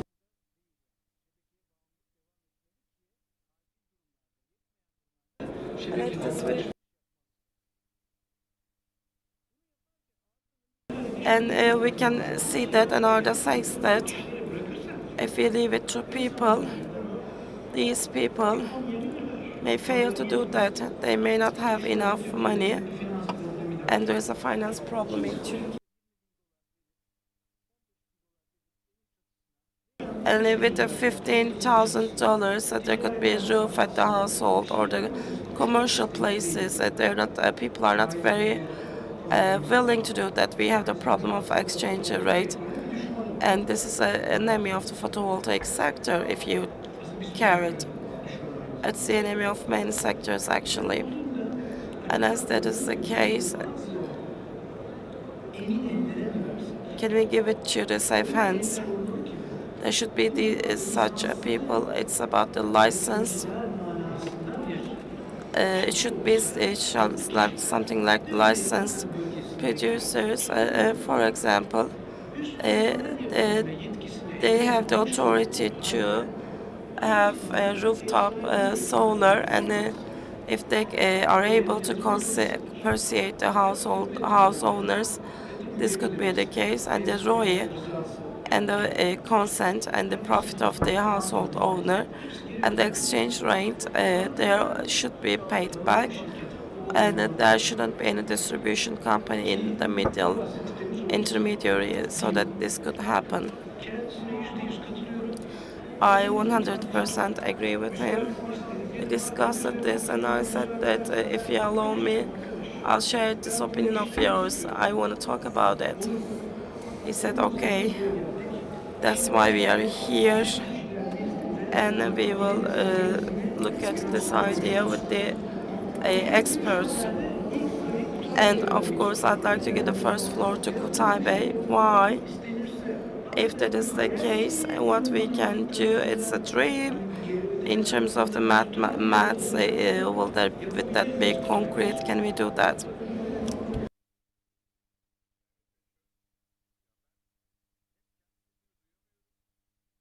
I cannot hear my voice, and I hear the voices of other hosts. Please raise my voice either, or just reduce their voice. I cannot hear myself, so that they cannot hear me either. This is a very interesting subject, and for 5 minutes ago, I just learned that there would be such a question. Therefore, I cannot say this would be the case, that should be right, and I had 5 minutes to think about this. I was able to think about that. The summary is that, so this year, I guess 2019 or 20 it was, Günder, us, I cannot recall if the ministries were merged or not back then.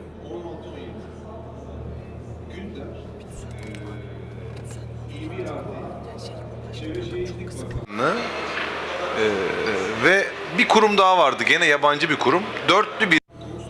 Okay, so a consortium formed of 4 members we conducted this report, the roof potential of Turkey.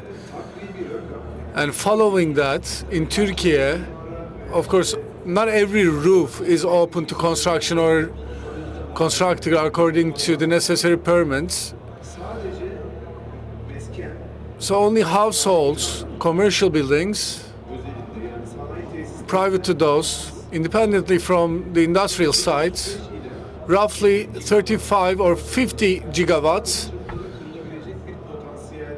of a potential which could be assembled on top of the roofs for the households. That was the capacity of course, also I checked the stock index, household stock index, and the increase ratio is about 15% increase occurred.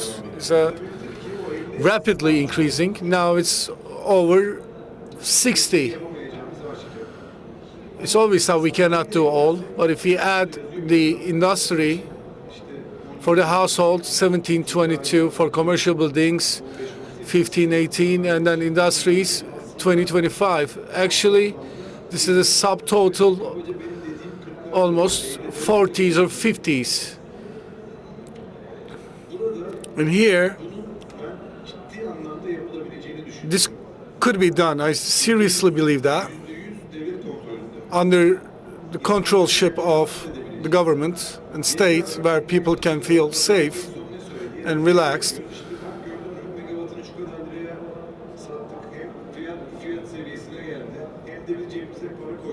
So they didn't distribute. The ministry said that we didn't distribute it to the unlicensed ones. So like district or province-based, I think it's then. So the commercial buildings and the suppliers, and by naming them the licensed suppliers and selling this right of license, could be another model. And similar to the Ministry of Energy, they can also, we set the added share and energy to be sold and the amount to be determined, and by providing an added value, giving an added value to the government, or basic, or on the other hand, maybe doing tenders is another option. So you have the household and the commercial buildings. So household is the most complex and challenging group of people who would bring this to life, realize this. So maybe, let's say a panel life term is 25 years, so we can like assure them 30% of a discount and a price stability and fixing, and also the optimization. It's does, and with a good software and with a network integration, and not just drawing into the network, because network doesn't no longer want any power. And also we were about to launch this 5G, 51G, but then we didn't launch it. So we cannot give the energy with a cutter, with a battery to the network, but still we have to assemble it, and then company should generate for 25 years and come up with a formula and providing this generated energy from a cheaper price. Then we will be achieving all the objectives like this, all the subventioned on a monthly basis, approximately $2 billion worth of electricity and natural gas suspensed. So we lowered the price, and secondly, we sold the licenses and bring cash flow into the cash. And also we received the added shares from the electricity generation for the 25 years. That's an additional income. And also this way we're being able to provide a cheaper power for the household, for the commercial side and the industrialist. And the network is no longer is the seller, but the supporter position. The most pivotal criteria here is that the network becoming the supporter now will sell the power for a more expensive price. this is how it's done. So the natural gas are being used as a peaker in the world, but in Turkey it's like demand facilities, function like demand facilities. But using them as a peaker shows that you can also use the network as a peaker. And the power plants in the network, especially thermic and unclosed ones, their economic lifespan will prolong and income will rise, and the electricity price will decrease a lot and will become really cheap. I think it's very attractive formula. So this is a free call and brainstorming kind of answer and response. So I'm just like brainstorming at the moment. So I would also like to hear your opinions, but I believe this is an amazing idea. Yeah, this is an interesting idea and a great recommendation. Of course, on the foundations of this idea, is leaving the network on a second plan, a subsidiary plan position, a complementary position. But if we can manage to do this change, then our transmitter lines wouldn't need to be changed, or the transmitters wouldn't need to be replaced. So we shouldn't have to just spare our budget for these things. And Mr. Kutay underlined this. So I have a question for Mr. Doğacan, and my question is that, okay, let's storage it, but what is the best method to store? The recommendations, some say it could be done where the energy is generated, or in the transmitter center, or the lifespan is at the same equivalent to the lifespan of the panels, or do we need to replace some of these panels? So please enlighten us about this issue. From the technical perspective, is it doable? So up until now, and our experience shows that the solar panel power plants with a lower voltage comes to the neighborhood and distributed and transmitted to the neighborhood and the district, and the final consumer network after our counter is the transmitter in the neighborhood.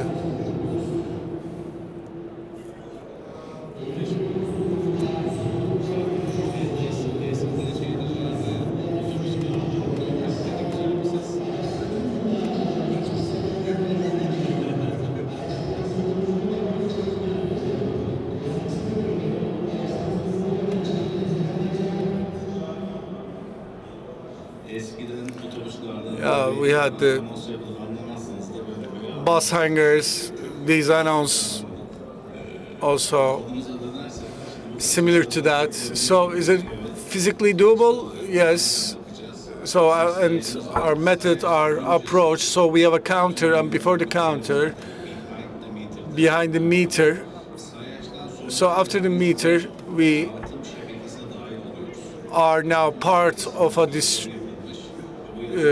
transmitter network, and also for the distribution we have to pay a certain fee, and some companies are doing the repairment and maintenance. So these companies here need to get paid, and that's totally normal. However, before the meter, this is our private zone, as Mr. Tariq mentioned, and focused. So before the pre-meter process, if we manage to generate power and attach it with developing high technologies, storage areas, and maintain it in these storages, then we have a chance to use it whenever we wish to. And sometimes you have clouds, sometimes it's rainy, so you don't. So according to our demand, the only way to do it is to storage it. So if it's like that, then pre-meter, can we do it? Yes, with the right investment, it's doable. But in order to maximize it, it's going to be costly for our investing. It's not feasible. So along with the network, doing it hybridly is always logical because you have an established strength and system. And so we should be adopting the system and not differentiate. So it's fragile system. It's a big pool, huge pool, balancing the consumption and generation. This pool reaches out from Turkey to Portugal. We are also, when you plug it in, any good or product, so we are using the same electricity with a household in Portugal here in Turkey. So the fragility here is that the demand is increasing, seriously increasing. I'm using EV vehicles and also now companies, and we are also lowering the carbon emission. But I believe so, and also we are making profit by doing that and using the EV vehicles for the company. And also house appliances are becoming intelligent now, so the demand is increasing. So the consumption on household base, let's say in the US, it was about 5 kV. Now it's around 15 kV. So the increase in the demand impacts the network directly. And today's subject is the domestic consumption and generation will be very efficient. Maybe from the logic and perspective of 1970s, let's say you have a power plant, a nuclear or natural gas or coal power plant, then you're going to feed the whole country, which was a good idea in my opinion back then, because you could only do that through generators and it wasn't logical for us. But with the renewable energy resources, we are in a position to generate our own local production, make our own local production on a micro scale. Products are available in the field, and we can just enrich that with storage, and then you will avoid the loss of the lines and also meet the demand for the line investment. And then we can lower and decrease. So the fragile structure and technical aspects to it, from perception of TEAŞ and the generation network, along with Europe, the generation and consumption balancing should be done. Mark Center's job is like spontaneously enabling the consumption and generation levels to be at the same. Otherwise, you will see some divergence and losing the balance throughout the country, and the whole country could go into a shutdown. So, like the generation balance and is an item of the consumption. And on the consumption side, if we lessen the consumptions, lower the consumption, so if we don't manage these peaks, so let's say we assemble the solar to each household, the generating, and now we have a zero consumption ratio in the daytime. But after the sunset, sundown, we need to just construct many more natural gas power plants and other power plants in order to balance that peak, and battery can do that. We know that. So such approach, so we can make the batteries obligatory. So during the peak hours, sanctioning the users with such obligations, then it will make our job easier and safer and more convenient, in my opinion. So not only where it's produced and a resolution to the consumption on the transmitter-based neighborhood solutions are possible. Yes, they are possible. But which country's project is it, and where it's going to come from, and the studies need to be done, the blockchain technology, and who generates how much of an energy with these technologies. But is it possible? As for the software, we're doing it on the software basis, and I can say that it's possible, but in the short term, is it applicable? I'm not sure. It's a question mark. So on the household users and consumers, it should be resolved on the meter. But of course, household generation, when we get into industries and factories, 51G or what's next resolution, the generation facilities, factories, and creating a capacity for these industrial sites was our objective, and the storage obligations and the peak management obligations, it could be like positioned well. That's my opinion. So like if you have further questions, I would be more than happy to respond. Thank you. Thank you so much, Mr. Doğacan. As far as I'm concerned, the licensed investors and the roofs, by renting the roofs and doing the investments in that direction and the storage part to it and the rented roof, the storage will be next to the rented roof right before the meters. Otherwise, then other organization should be included in the process, and which will basically slow down things and be inconvenient. So like you generate, if you need it, just pull it out from the network, but don't give it into the network. Otherwise, things get complicated, benefits contract. So you need to come up with a new system. But while doing all of these, the materials to be used, and we have the panels, as you know, and the panel for real, Tariq Bey is the manufacturer and producer of this panel. And believe me, he's a pioneer. He's always puts his hand under the rock.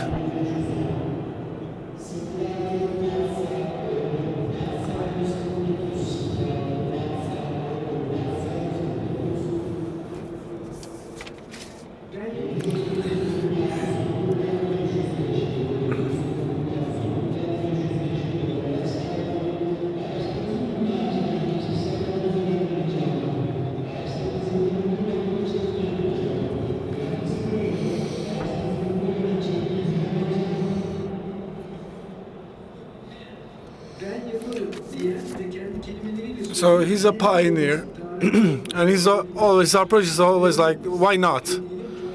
He always says that. So I would like to ask Mr. Tariq that, so in this direction, our panels, if we impose, in order to impose them here and incentivize the domestic usage of domestic panels, so what should we do? Do you have any recommendations? And how can we take place on these roofs again? First of all, underlining such subjects is profound. You remember how we first started this business. We had some discussions. So first of all, I would like to make a comment on this announce. Our energy structure is exactly the same. All these car parks determined, and if the cars were positioned on the right locations, then we wouldn't see any traffic, right? The same applies with the announcement. We we witness and see first what's wrong, and then come up with a solution. So as for the civil energy, we are a panel manufacturer, but meanwhile, the raw material, today 85% in our country, domestic 86%, and the 61% is the civil energy facilities are producing these panels. We prepared ourselves from the US market, of course, according to Turkish legislation and regulations as well, but also the US customs legislations and regulations. So like the US state with a TEOX system arrival, now 30% supported by Americans. So if they use our panels in their power plants or the households, then they will receive 30%. And if it's used in America, then an additional 10%.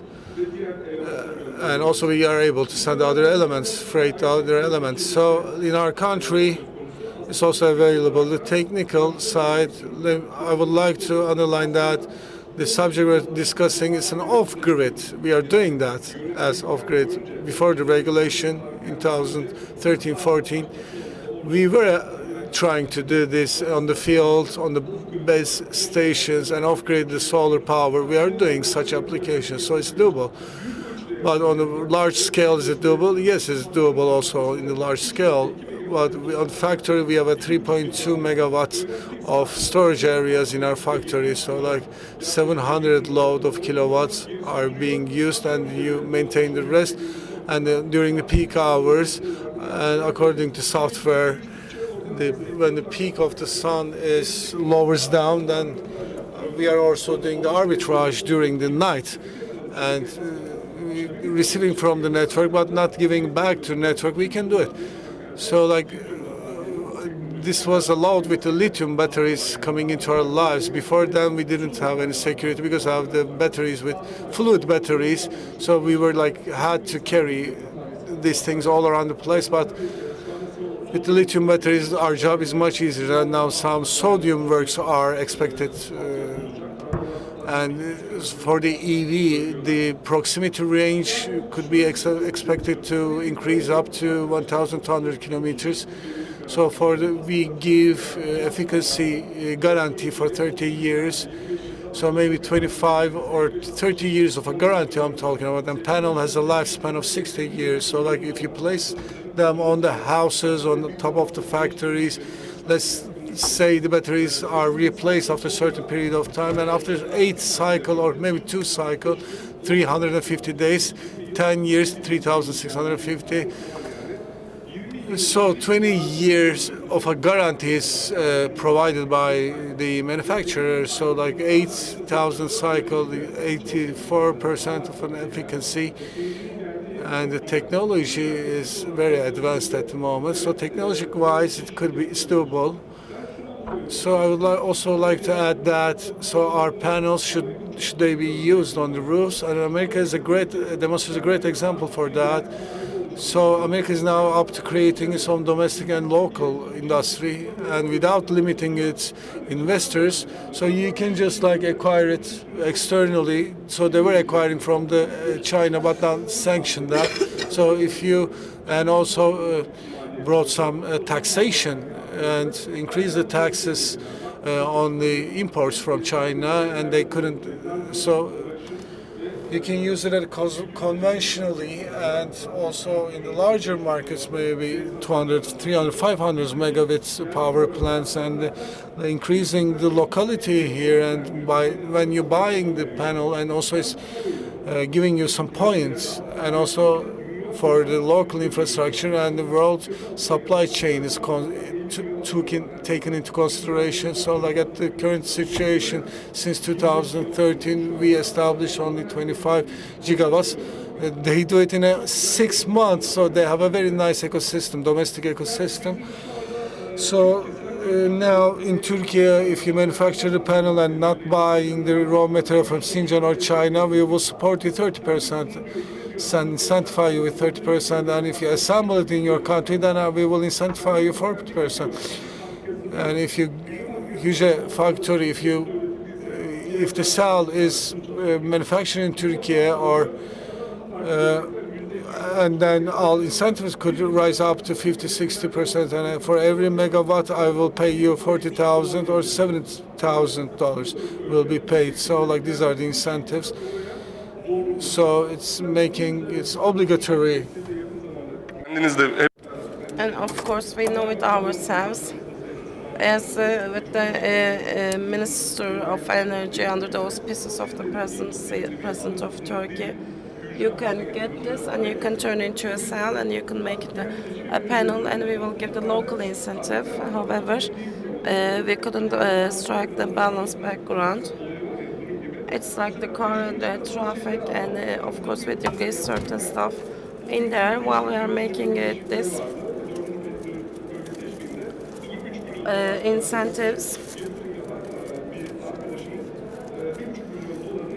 And we can say that there was an offsetting. We are talking about if you are making $3 million investment, you can get only $500,000. should I do it with the local or the important ones? And America is not doing that, as the chairperson says. And of course, we can check where these products are produced. And in 2026, there is this score given, who is the owner of the factory, Turkish, the Turkish owner, and there is this score. These raw materials are coming from Turkey with the commercial compatible countries. There's a certain score assigned, and what is the know-how? There is this score in 2027. If you achieve 40%, it's okay. And in Turkey, we are achieving what 63%. This is the American market. And we will have other ones as well, other investments, and we have a public offering company. We have to be careful. We have a showroom in the US, and we are trying to produce a production facility, assembly there, taking the Turkish engineers there, and we want to make use of the incentives. In addition to that,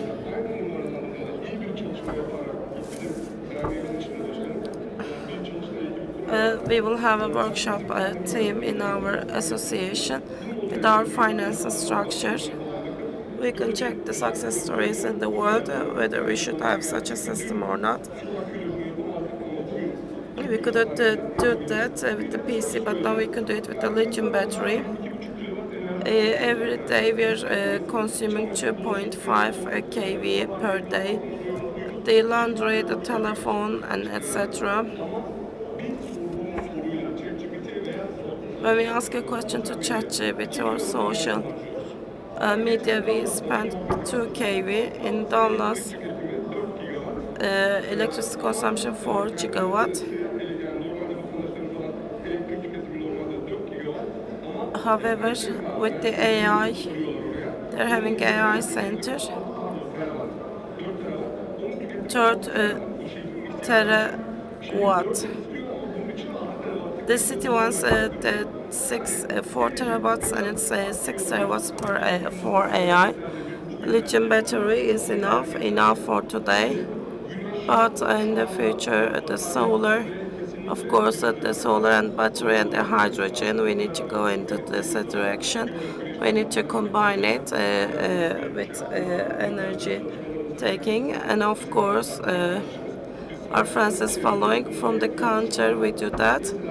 And of course, let's say we have a house and cars, 6 months under the sun, the panels are not rotating. We have the software. We are making this a solar battery, and we store hydrogen. And if it is when it is winter for 6 months, we use it for heating and cooling purposes. There is a software. We get the data from PV zone, and of course we know when there will be the winter and snowfall for 10 kV. Hydrogen for $140,000, and now we decrease it to $30,000 to $35,000 for serial mass production. We are working with that, of course, with the models of local support and with the business development and export models. And with the Gündar, we will be useful to our state. I received that question 5 minutes ago. Everyone received that question still 5 minutes ago. It was kept secret. Thank you very much. It was a nice answer. So it is not only about battery, about the future is in the hydrogen. And of course, there's panels, and these are done in Turkey, thanks to our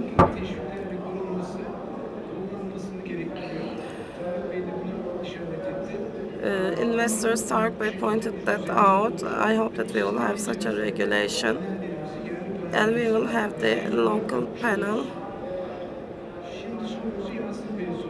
I'll ask Yasir Bey right now. In solar energy platforms, you provided under contracting services, assembly services, and commissioning the power plants. However, the number of works that decreased, there are large single individual works. Because of the last 2 years, there are many under contractors in this regard. We have two subjects that we like to ask. It's about the qualification of the under contractors and the panel producing companies or investors. They have anxiety, worry about it. Gündar has a certificate program, and then last week they said that certificate is an obligation, the regulation is enacted. What do you think about it? Can we do that? And with this system that we design, within that system, there is EPC under contractors. How can they be there? Because the license awarding companies will be 5 to 10. How will you position yourself? Thank you very much. And the last speakers are the speakers who are like the least. Just joking. And our friend, of course, in the professional qualifications, there is an initiative with EPC that caused problems. When EPC companies explain themselves, this is one of the subjects that we have problems about explaining quality, because it's enough saying we do that. The consultancy company, even if they try to match all the processes, when we explain ourselves to clients, we have a problem. When there's a qualification certificate, there will be the same standards, there will be the same subjects that we are competing in. And this are low setting. And that we see it. We are very lucky with that. We are talking about innovative ones.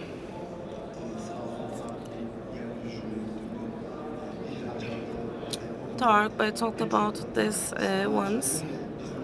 The storage.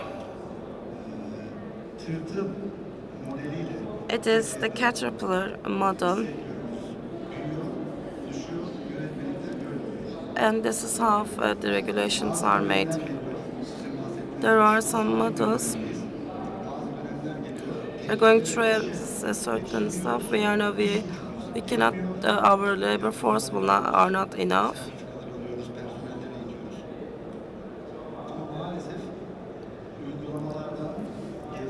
So when we look at this, certain applications are then given up, and we turn into plowing, and the people that we raise at the system and raising and training people, and also access to labor force is very difficult. And in such a model, when you see the capacities there, here and there, in EPC companies, there is this stable business model. So the certificate, it's not only about the inventor assembly quality, the sensitivity of the battery is important. And I think that this application should be supervised very seriously. There needs to be a qualified certification process to be applied in the households and the industry. And with that, with EPC countries, there's a stable, very stable. Inshallah, this license is prepared and sent and distributed. The solar energy, the battery, as we can see,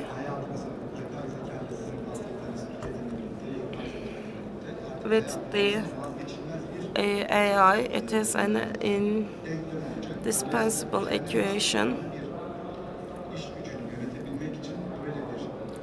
And in order to work in that, it's very promising for EPC companies. Where are we at, and what are the alternative? We see that some brothers, some friends are doing that. We see it with the conversations and with the joking aside. There are the people talking about the automotive sector, the mobile sector. These people I know in person, they have contributions to the sector for the last 13 years. In order to keep this and know-how, inshallah, these licenses will be realized. Thank you very much for your nice explanation. This is an opportunity. We need to go with the bureaucracy.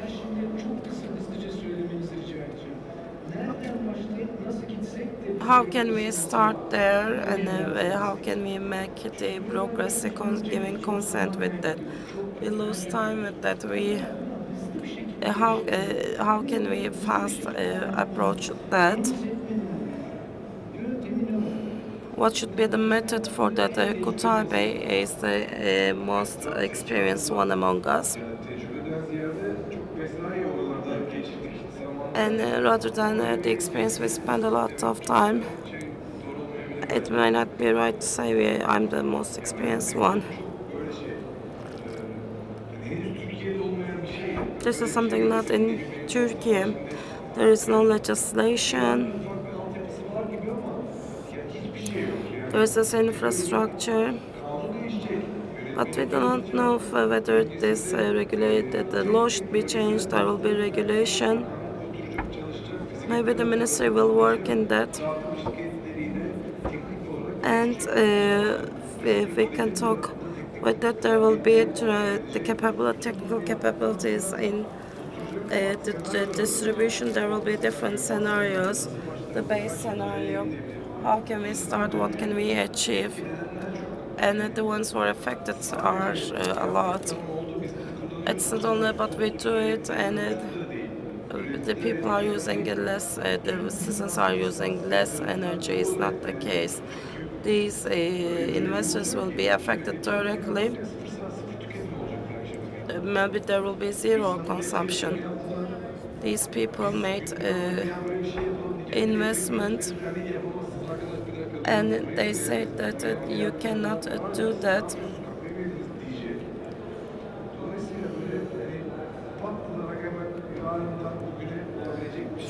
It's not something we can do overnight.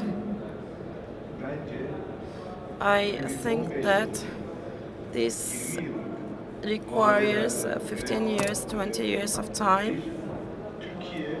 And there needs to be Turkey, maybe the 2022 under strategic planning document. With such a document, with a dossier, with a file, it could be prepared. And if possible, this could go through the presidency office. And if it is to be applied, it's a strategic planning. It's a change of direction. You take it from producer to supporter, and the off-grid will be the supporting stuff, and it could be done with strategic planning. All the organizations should take it into account. So this is a subject. If there is a possibility, how long will it take? This transformation may take like 15 to 20 years.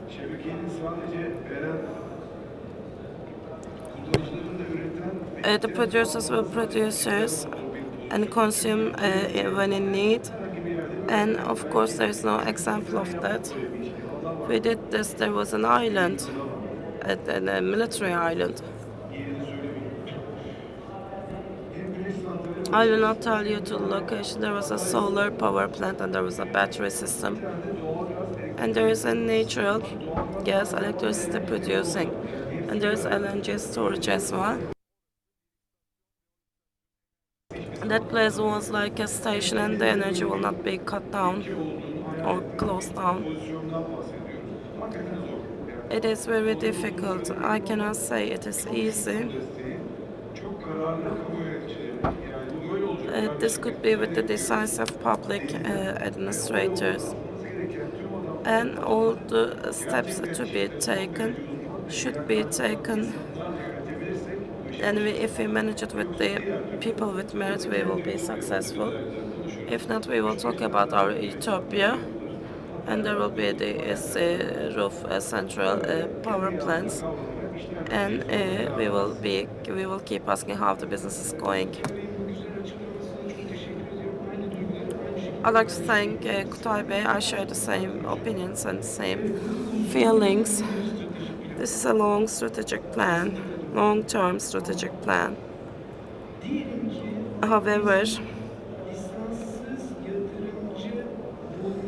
for the unlicensed investor search and finding, until that process in the households and the commercial roofs, there could be storage, and without giving the grid and taking from the grid, if we survive this model, if we deepen that model, if we can advance this model, this will be a preparation for the other side. So at this stage, I'd like to soften what Kutay Bey said. It's a strategic work could take 20-25 years. But we can start, as I say. If we start, will it be wrong? No, it will be very right. And it will be an opportunity for leading the way of licensed owners. How many people will do that? Because it's finance-based.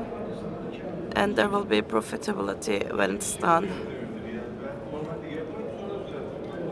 This is my business model. I do it, then I correct it. My wife is like that. We're going to have a website. Let's make it so good that let's publish it. But just publish it. If there's a mistake, you will just correct this.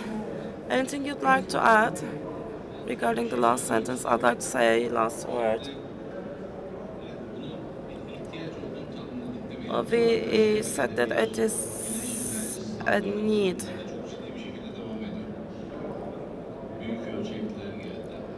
And there are the largest scope ones. And the licensed power plants, it can be controlled and regulated by the state. The energy is the same. So there needs to be if there's a regulation and a series of rules. In the power plants, they're looking for the base load. There could be the base consumption requirement when required by the grid when the state needs it. There should be an obligation to give it to the system.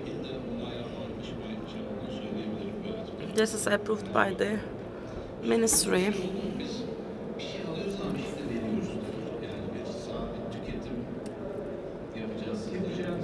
There will be fixed consumption. And if you're in dire straits, we commit to give provide the service to you. And with this, we can just prove that with the software.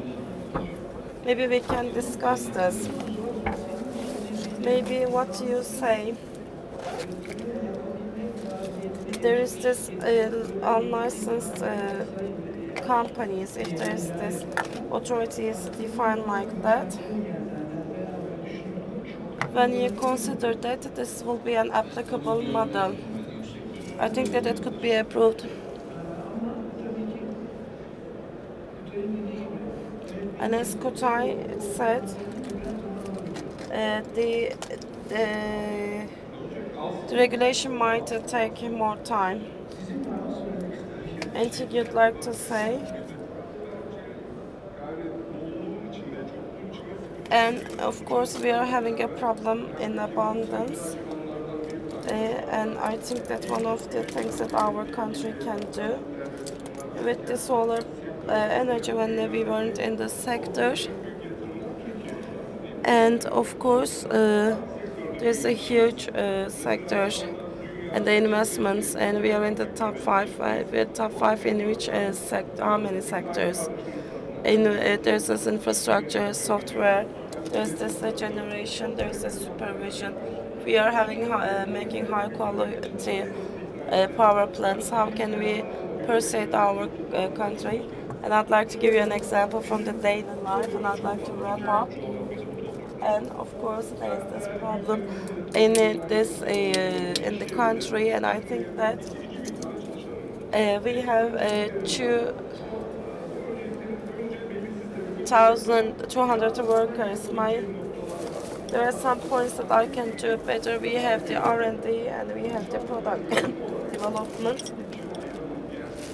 And if I cannot work in that one, while thinking that if there's going to be the external resources, we need to check this account as well, take this into account as well. They're not happening with that, and of course there is this R&D, and we need to be careful helping with the state. And I can say that this energy infrastructure comes from the fossil and our others. And of course, we can say that we are just in the agenda for 1%, but I'm just giving you information. We need to work with this infrastructure. We started a very good stuff together. We need to work with that, and we need to give the information. First, we need to dream as the sector, and then we will make this priorities, and of course we will work with that. One of them, as I say,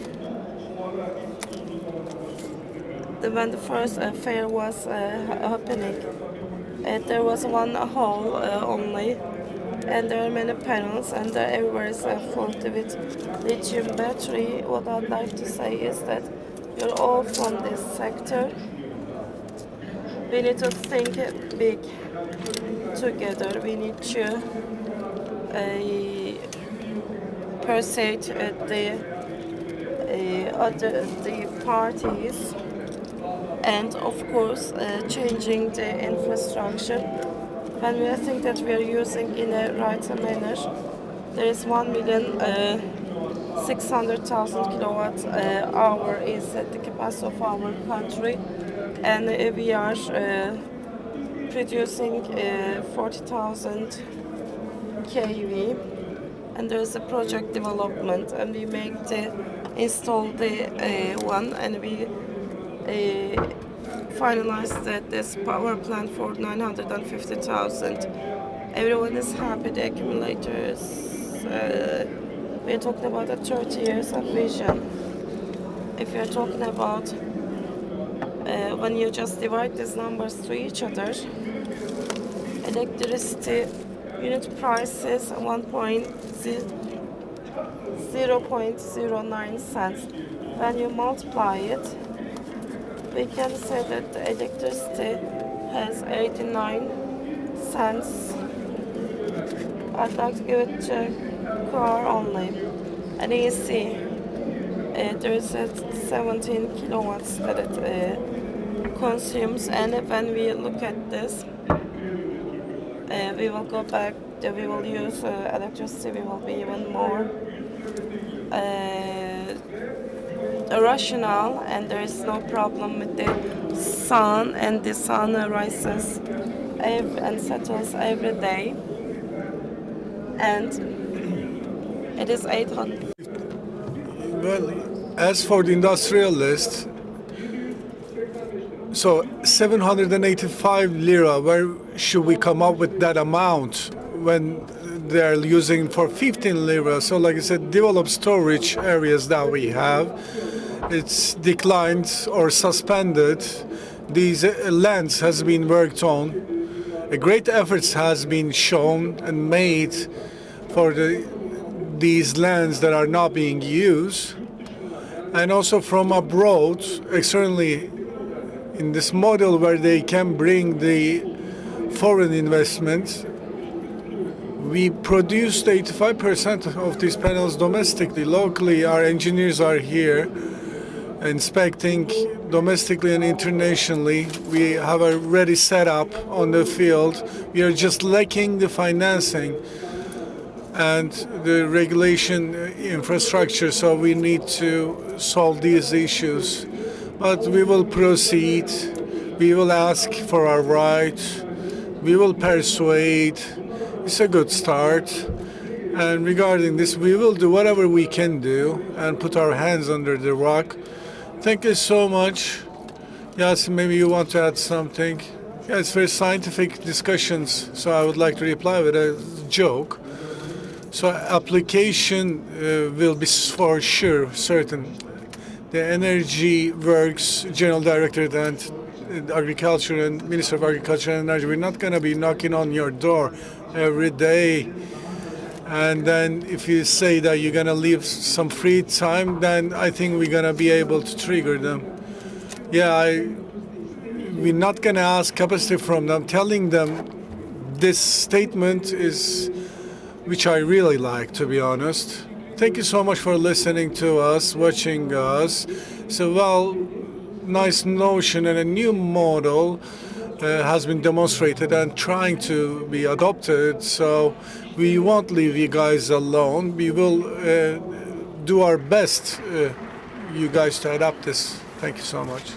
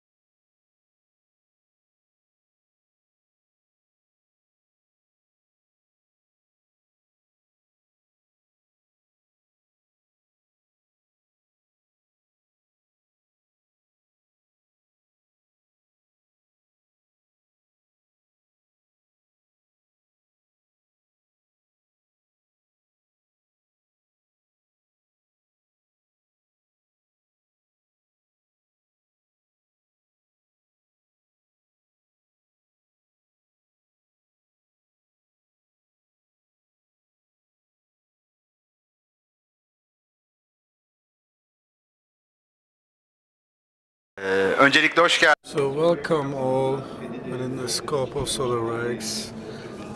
And in this editors session, and the member of board and representatives and leaders of the company will be talking about the artificial intelligence applications in the energy sector. And we have Mr. Alim is the functioning as a chair of, and Mr. Arman is the innovators CEO, and İzzet, Coach Digital's leader. And today, actually, we are all articulating artificial intelligence, and when this LLM, large language models, are set forth, creating content, writing text, and also speaking. From the energy perspective, it differentiates a little. We need to grasp, foresee, and manage the process, because it's a necessity now. The energy systems are not classical structures, and the generation bit with the renewable is more variable, and it's more complex and harder to predict. And flexibility, behavior, algorithms, and the dynamic structure we're talking about. Of course, right in the middle network is in the millisecond basis balance, trying to balancing these 2 points. And you cannot resolve that with a human reflex, but you need to manage it with algorithms and data. So we are evolving now. Of course, are we really using it, utilizing? Are we meeting our needs, or are we still only talking about it? And where are we positioned in this transformation process? So, Mr. Alim, so within the sector, maybe it's your 30th year. Congratulations, by the way. And 30 years ago, before no one were speaking about the data, you were mentioning the importance of gathering up the data, collecting data, analyzing data, and creating services and adding a value at the end of the day. So congratulations for that, for this prediction and foreseeing. And this prediction and power point of view of today's energy sector, artificial data focus. So where are we positioned in this transformation process? Are we still on early stages, or did we just pass the critical threshold? So thank you for the question. And 30 years. So let's go even further back. So this information economy and its impacts on the world history, there are some infringement points, and the first breaking point is with the publishing, as you know. So like information independent for the individual and filtered from mistakes, and time can be conveyed from one to another. So this is the first breaking point in the history. Second is the internet, and then taking the information and releasing the information from the geography. Let's say you're in Australia, creating this model, generating this model and data. Kenyan operator can also generate a different thing from this very same data. So it's also gathering the independence of geography.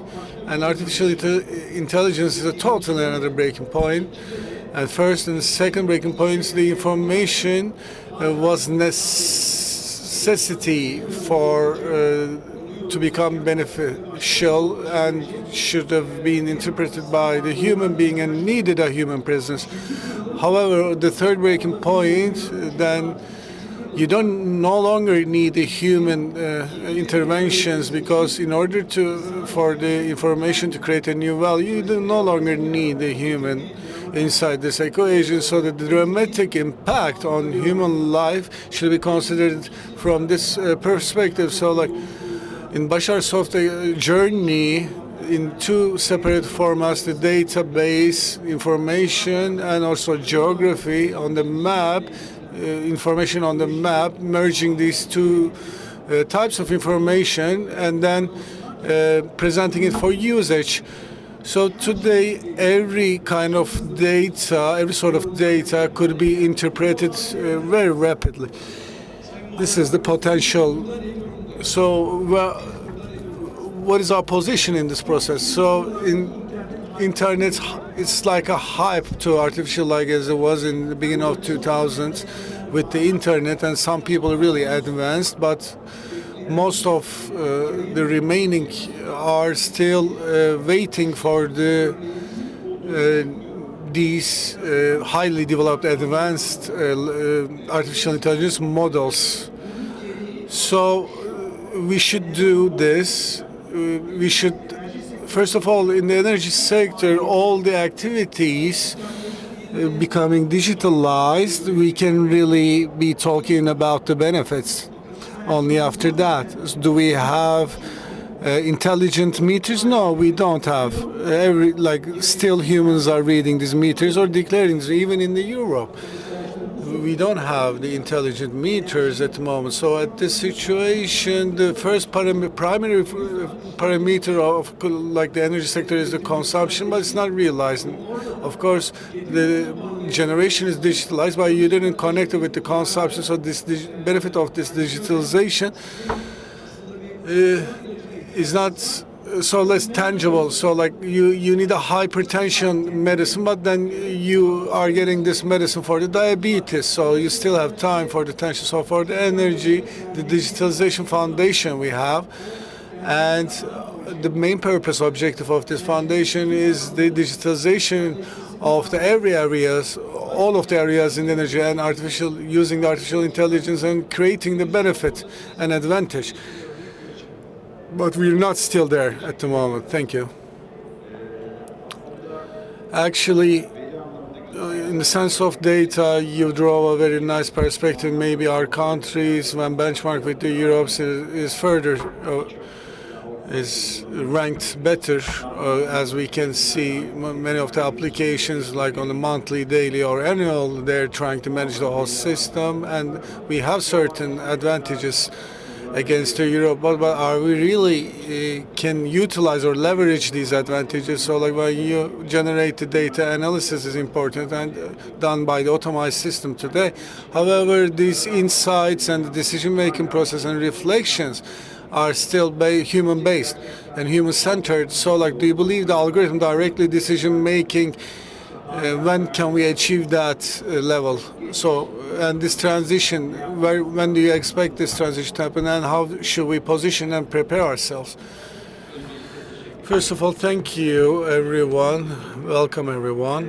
And so, actually, this question, if you asked me like a year ago in Solarex, I would say no, we're not there yet. And I would have a clear answer to that, but at today's condition and situation, I cannot say that we're still not there, because this transition period is actually being realized at the moment. So I took some notes and some figures to be demonstrated. McKinsey's latest artificial intelligence research shows that in the business, at least one of the business departments or branches are actually using these artificial intelligence to make decision-making process. And also the American research companies indicated that most of the companies in the US are now using AI like 90%, so like a 50% of an increase just in a year. So it's a rapid transformation that we are observing at the moment. And previously, like before, this sort of artificial intelligence, of course, is a very recent concept, and sometimes we named it like statistics or data works in the beginning of the 2000s, but then machine learning and then artificial intelligence, and we brought it to another level. And here, this analysis, statistics, sensor data, understanding them, make it meaningful, and subjects like this. Now, today, our main subject is the understanding the context model. Model is understanding the context, interpreting the context, and main difference of this transformation process today is this. We can give it meaning to the context by these artificial intelligence operators. And the table in front of us, we cannot explain it from a single point of view. So like, let's take any operation or activity, so operational level, and phase is one. So like where we mainly operate, and it's fixed, stabilized, creating documents, and so I enter the regulations, get them regulations. So like, do you need a human being for the decision making and the conclusion? No, you don't need, right? And also like it's just approval and slight optimizations within a power plant. So like we are already out of the human-centered approach, and so it's the machine learning, artificial intelligence models can provide that. Second, the tactics and the operational and the tactical decision making need to be done within this context. And as, for example, for instance, predictive maintenance is one of them.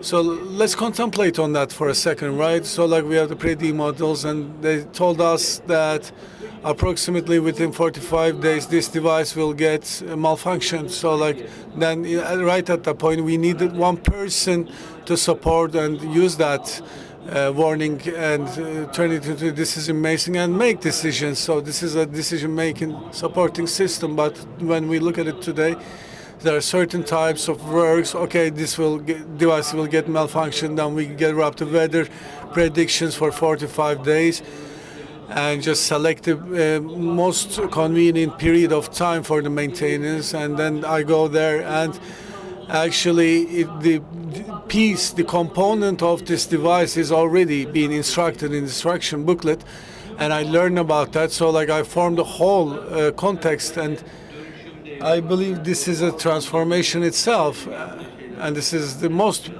pivotal, paramount thing that it does. So connecting these contexts. Third, the strategic tactical, we're not there yet. Of course, I'm keeping it brief, but if you ask me if you have such product, no, we don't, but we are getting there. But on technological basis, we don't have any obstacles to do so. So like in order to make this product, in the past you didn't have the necessary technologies, but today you have them. And so the obstacles are us. So when we have a look at the strategies, yes, we, of course, humans still have the interpretation in this strategic decision making, and as a supportive decision making process, we can use the humans. But we also started doing that recently. So we use the natural language models or large language models. So I had this long specification. So like I have to make a decision, go or no go, but it's a very strategic decision, maybe infecting the 5 years ahead of the company, but still as a decision support, we are maybe a layer on. I believe that artificial intelligence will be able to make the decision instead of us and for us, because like go no decision making and all my works, artificial intelligence can do all of it. So the scrutinization, investigation, and data analysis, output, and also technical strengths and weaknesses were demonstrated and said, okay, go. Take a go decision, made the recommendation. So it's still on the phase of the supportive of the decision making. I'm not automatizing it, but it's very soon now. Maybe next year, yes, the AI will be the decision maker next year. We can see that. So what's most critical here is that we can create the context, we can design the decision, and since we are doing those, the decision support system means actually humiliating the technology, because we are already in the transition and transformation, but it's not far away. Maybe in the next couple of years, most of the strategic decisions gonna be made by the artificial intelligence. It's no longer gonna be a device, but it's actually gonna be a partner for the decisions of the company. Yeah, you wrapped it up very neatly, and I would like to make an addition. So the market conditions and the trade and commerce is leading us to this point. So like we need to make very rapid decision and which where when human cannot do so, like, and managing in a timely manner is not possible only with the labor force of humans. So you need systems and machines taking decisions and applying these decisions. On the strategic part, still old school strategy and long-term company vision and that gut feeling is still proceeded and done. But within that, you have the cultural varieties and political variables, and so are they? I think it's still too soon for these machines to analyze such complex systems and output a decision. So, like in the energy sector, in what position are we in this race? So I would like to direct this question to Mr. Izzet, so he could provide us a broader perspective and mention about the works of his companies. So you're monitoring all these, and from this perspective, in the energy sector, when benchmarking with other sector, what's his position? Where's his position? So are we advancing artificial intelligence? What are strengths or what are weaknesses? Or we are more like a conservative sector, right? So, like, please enlighten us from this perspective. Thank you so much, first of all, giving me this opportunity. And speaking here is exciting. And when I was on my way, I took some notes, also utilized from the artificial AI. So I'm going to be copying a little. So sorry for that. As for Cost Digital, for finance to retail, from energy to production and manufacturing in many different sectors, we are using the AI applications in different companies. It's launching projects. And for the energy sector, the AI raw material is data, as Mr. Ali mentioned, and it says this is a pivotal and the first data using and creating value company is his. And the energy sectors at this current situation and the transition to the AI, you need a strong infrastructure, which is strong, and SCADA infrastructure, also gathering, collecting the data from the field, GRI systems in the energy sector in this field is very competent. And on top of that, humans' cultures, people's cultures, and employees' cultures could be taken into consideration, and the interpretation of the SCADA data, we are also very competent on these issues as well.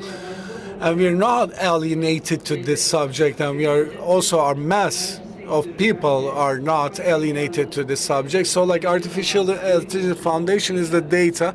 So, and we are very advanced in this regard. So we are more of a conservative sector, as you mentioned, because energy is not only the impacting the indicating the consumers or generate or producers, but also the policies of the countries, especially recent wars and also conflicts emerging in the Gulf area, which the world's 25% of energy resources are channeling through. So AI in usage in the energy sector, we're still in the baby steps, and there's two reasons to that.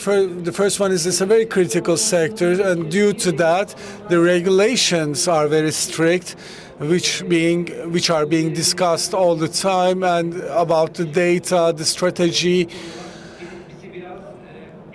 are hindering the process. But on the other hand, as I mentioned, the qualified employees can adapt very easily to the advanced technologies. They started with the generative AI and then agentic AI. They are able to do things, using these tools. And the technology is like buying a chocolate bar from the supermarket or groceries. So we all have and reachable and have an access in our mobile phones to these technologies, and also there is a demand from the users, and making it for the strategy for the company and transforming into the way of making business.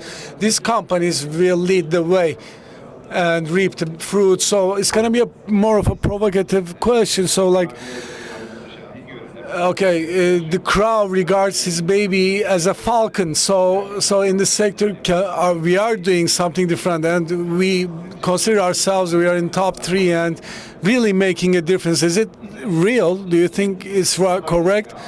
In the sense of AI and digitalization and position in the application. Of course, it's a subjective question, so like you shouldn't be placing it as a framework.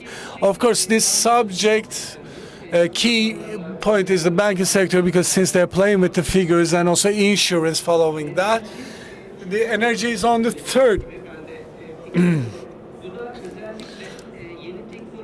Especially along with the usage of the new technologies and the high added value, and also AI projects in the energy sector, and the added value will be greater than the retail companies' added value. So, and you have the data base infrastructure, so people are willing to launch projects in this sense, and Microsoft Copilot is very ubiquitously used, commonly used, and now already the white collars are automized their way of working, and their mails, reports on every Monday are automatically brought forward, set forth and brought to me by the AI agent. So I would like to add one more thing. So in the Parliament, in the end of March, there's going to be a new Commission report has been declared about the AI, and the legislative foundation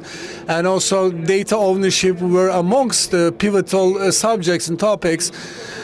And in this parliamentary report, which is a widespread and 500 pages of a report we're talking about, very comprehensive, and especially for the strategic decision making and support systems, and also evaluated as a tool. So for the energy sector in this regard, should take rapid actions. It has the potential, but regulations are making it a bit more cautious. Thank you for this detailed explanation and opinion. So look, we are not in a bad position. We are like relatively good position. ile çalışıyorsunuz ve bu dönüşümün pratikte nasıl ilerlediğini de birebir görüyorsunuz. Yapay zeka projelerinde en çok nerede takılıyoruz? Başlangıç mı, uygulama mı, ölçekleme mi, kritik kırılma noktaları nereler? Şimdi İngilizce ignorance is the bliss diye bir laf var. Diyor ki yani Ignorance is the bliss. So ignorance is a bliss. It's a comfort zone for the ones who are ignorant. So like when you personally witness that and see the huge difference in between, so like it will, so in the T zone, as Tarjian mentioned, so like if you ask me this question last year, my response would completely be different. So like from that point of view, yeah, we advanced a lot. So like we have some good examples, nice examples to that. So like technology is rapidly active and working, and when you can gather conclusions rapidly, so like this conducting lines in the network in a certain order, scrutinized, inspected, and taking countermeasures and renovations. So this is a need, necessity. So this is a conducting network has hundreds of poles, and if you try to do it with the employees, it will take like years. But EPDK says that like you need to renovate and investigate and inspect your network every once in every 2 years, and so because due to the drones and utilizing by the drones, our companies, also the distribution companies, supplier companies, and technology providing companies, because they're not among us like telling their successors. So the penetration is not achieved completely at the moment. But if we are to get back to the example here, we are talking about millions of photos. You need to take a photo, each pole of hundreds of poles, taking millions of photos, and you need to find out the cracks, or you need to tell, oh, it's almost melted, or it's gonna get malfunction, and then you're gonna need to intervene. So you cannot manage that with human power. it will take years, and before you wouldn't be able to do that. So like we have such nice examples, but on the other hand, on some cultural challenges, we have negative examples. Let's say meters and renovation and renewal of renewed subscriptions, annual 600, 700 business orders are circulating in the sense. And as for the supplier and distribution company, these work orders, plan these work orders, and you already have the data and the replacement date of the meters, new subscriptions on the daily basis, weekly basis, annual basis, monthly basis. We can create an optimal route, and your employee can replace 25, 30 meters per day. But since they cannot measure it, because they don't know if their personnel can manage to replace 20 meters per day, and so cannot understand the benefit that we're providing, and just benchmarking our offer and looking at other companies, they don't do it, so I don't have to do it. That's the mentality. So the benefit here are distributor companies someone needs to fall in this pit first, and then the road should be cleaned, and then I will jump in. Their mentality is like this, and we're also facing other challenges, some problems, and also should be resolved by the information and by the AI. So of course, the information volume and the operational volume won't be sufficient enough to resolve this. So, like the abundancy and multidimensional of the information here, let's say, like last year, DJ Electric in Diyarbakır said that 40% increase in the AC usage. So, in the households, they have the AC in every single room, because like Chin is manufacturing, is very cheap. And also in this Diyarbakır heat, of course you're gonna use the AC in every single room. And the distributor company, how they plan, he's not even aware of this situation with the dimension. He didn't foresee that, they didn't foresee, and other developments as well. In the regulation is also inside this game. Also the roof panels are arriving, the EV cars are already here, and also income distribution of the neighborhoods, the charge stations planning. But do you know the income distribution? And so maybe in these neighborhoods I will do EV charge stations, but let's not do the transmitter investment and incentivize people for the roof power plants and enable them cheap loans from the banks, and enable the higher quality in the energy production and consumption. So like, you need to be examining the data very specifically scrutinized, but you need help to analyze the 500 pages of information. So these gigabytes, terabytes, and weather conditions from the sunlight efficacy, hundreds of parameters and information data on the geography, and that needs to be managed. So AI is inevitably, especially for the coach system mentioned, if you don't do it, you're gonna lose a lot of money. So AI here at the end of the day, not today, but tomorrow for sure, is gonna arrive. So we need to be underlining, demonstrating the good examples in order to encourage and speed up the process. And as for the companies, technology enabler companies, the ecosystem could expand and grow. Thank you. Actually, due to the nature of the sector, there's this natural monopolies, and the licensed companies, there are certain barriers. As Izzet pointed out, there's this natural competition is difficult. Or can we say direct comparable competition? And there are these non-competitor companies. And what we are going through, that will be a philosophical question, but I'd like to ask for a practical answer. We're talking about a cautious, a low-tolerant sector. However, vis-a-vis AI requires fast iteration, and there is a different, the opposite reality. How can we balance that? How can the companies balance that? What would you say to energy companies? Or be cautious to an extent, so that there will be certain examples. How will you strike the balance? Thank you very much for the question.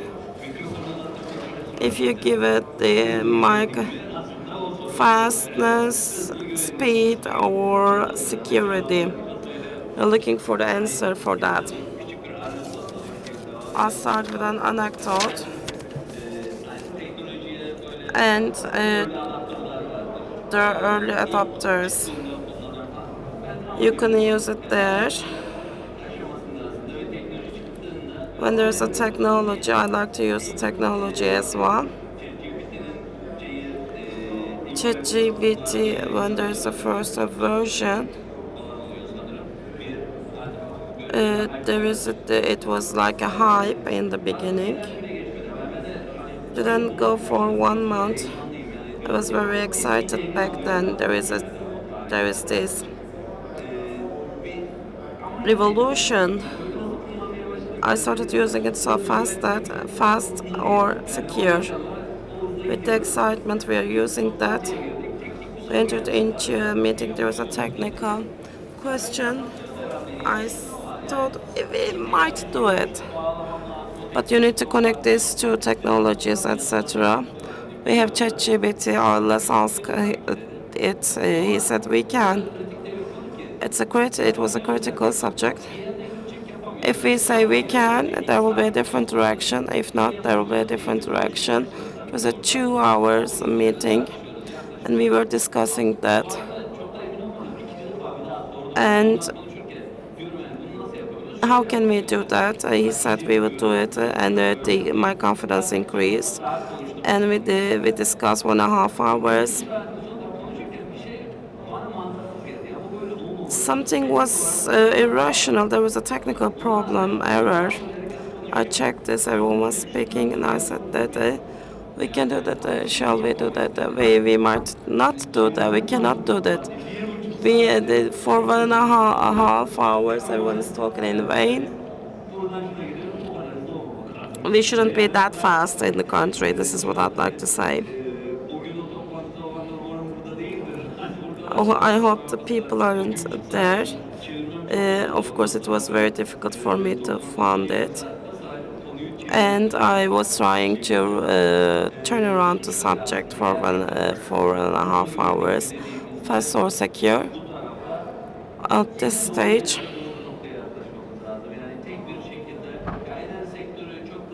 so energy sector is a very critical sector. If the EU say we need to be cautious, we will lag behind.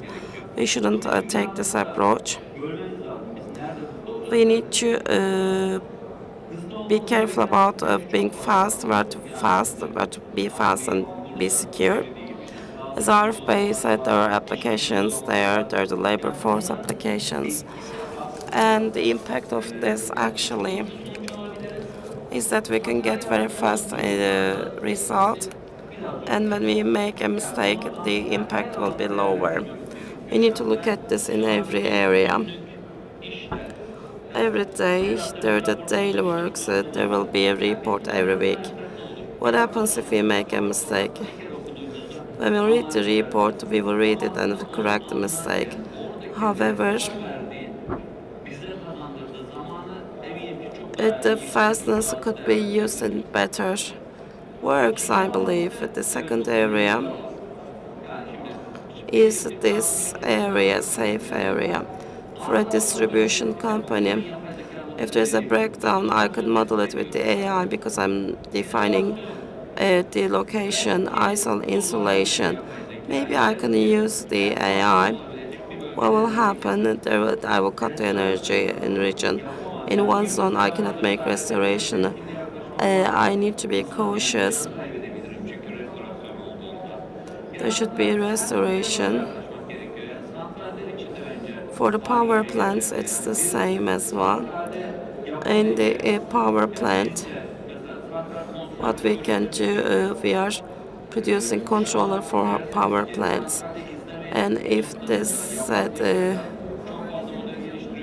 do you develop models with AI? Yes, we develop. And the controller, do we give anything to AI? No. Because from a long reaction of a power plant controller, I could create energy blackout all over the country. There's this butterfly effect. So, in the second stage, the security should be addressed in such a way. We need to be fast where we need to. We have to be secure when we need to. So in our company and when we talk to people, it's about balancing that. In areas that we need to be fast, without losing time, we need to make application because there is an advantage of this application. If we are fast, there needs to be some projects we can implement, and we need to internalize that. And if you're in the safe zone, we need to test the results, see the results. We need to create these environments. There could be a digital twin, and the digital twin is tested for years whether there is a maturity or not. And of course, we need to be in a point to be applied. But we shouldn't do one thing. It's about being cautious and not acting. This is something we shouldn't do. Being cautious, by the nature of the people, it's about inertia. I'm cautious. I have inertia, and I didn't go into this area, for example. Let's not use AI, for example. This is about the prejudices. So we need to look at the area. We need to be fast.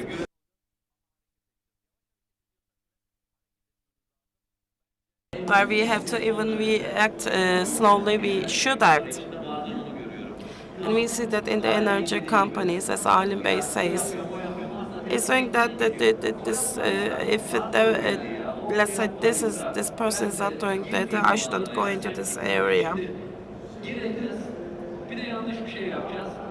We will go into this sector and there will be problems. We should not saying this. We should avoid inertia.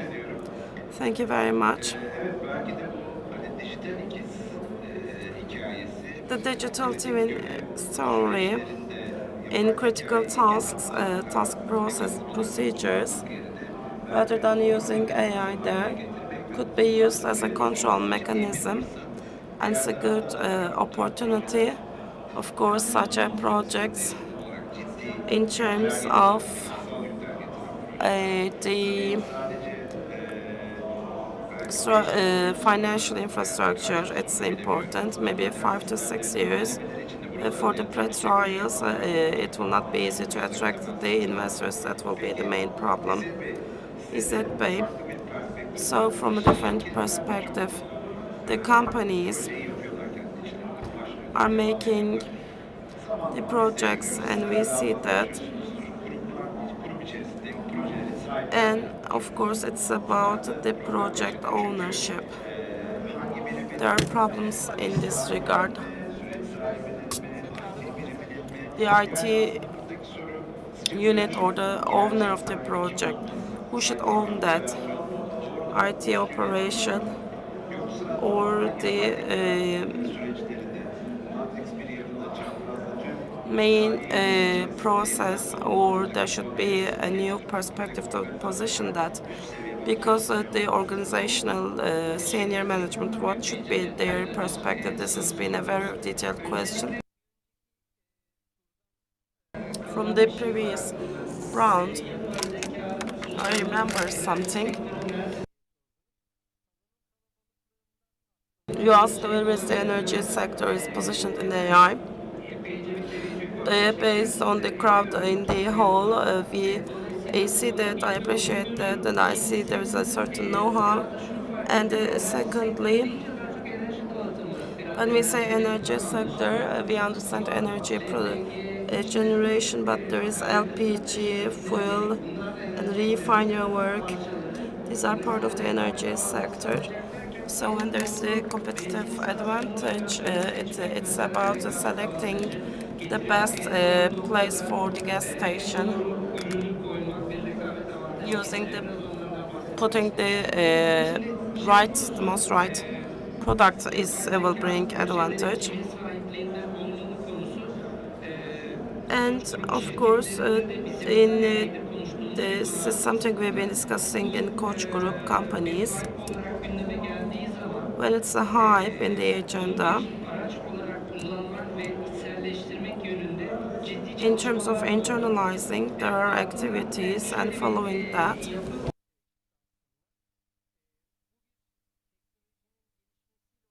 There is this structure, this means with the technology, and it is an opportunity for transformation.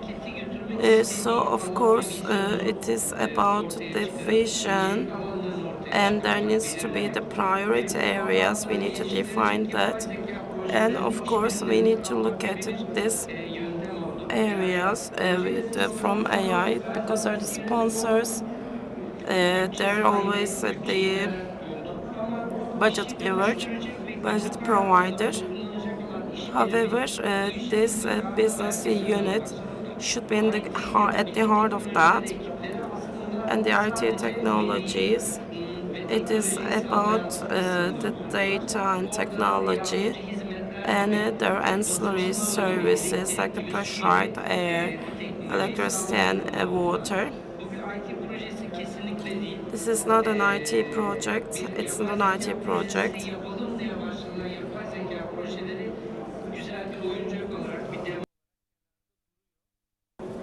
These AI projects are like a toy. If there are projects that could solve the problem of the business units, then there will be added value. And for the companies, there are positive results. You need to think in two ways. There are companies, people.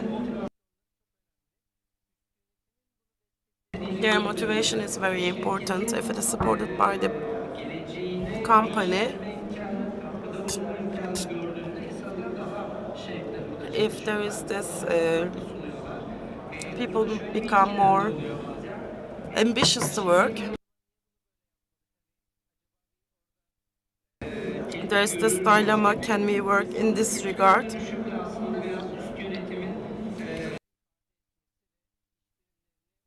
There's this cultural transformation.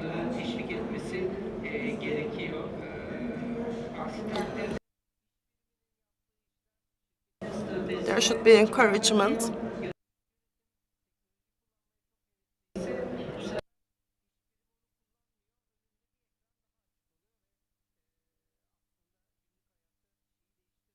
And it doesn't change anything in the daily life, and it's a cultural transformation.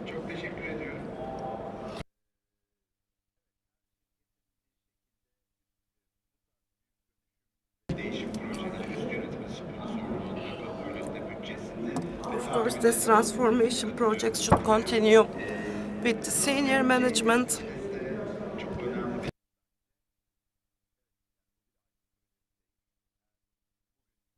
Sahiplenip bunun bir parçası olmuyorsa bunu uzun. So on the long term, the application will problematic. Yeah, it's an expensive toy, to be honest. So do you want to make any additional remarks? I would like to wrap it up. So let's get a final statement, final sentences. So everyone's speaking about AI. But I really seen it, the AI, you know. I visit the US a couple of times every year, making visits to the firms and companies. So 3 years ago when I made the visit, the Mercedes has a really nice SUV, and I just drove this car on this route, and we shifted with my friend almost 1,500 kilometers of road, and then we had some rest. But when we made another visit last year, my friend bought this brand new Tesla EV and has the FSD, and free membership and subscription is activated. So like we prefer to use this car instead and made the same route with that car. 1,200 miles, and we weren't able to use the FSD for the 200 miles because the rear camera wasn't be able to. We weren't able to use it, the rear camera, and we brought it to the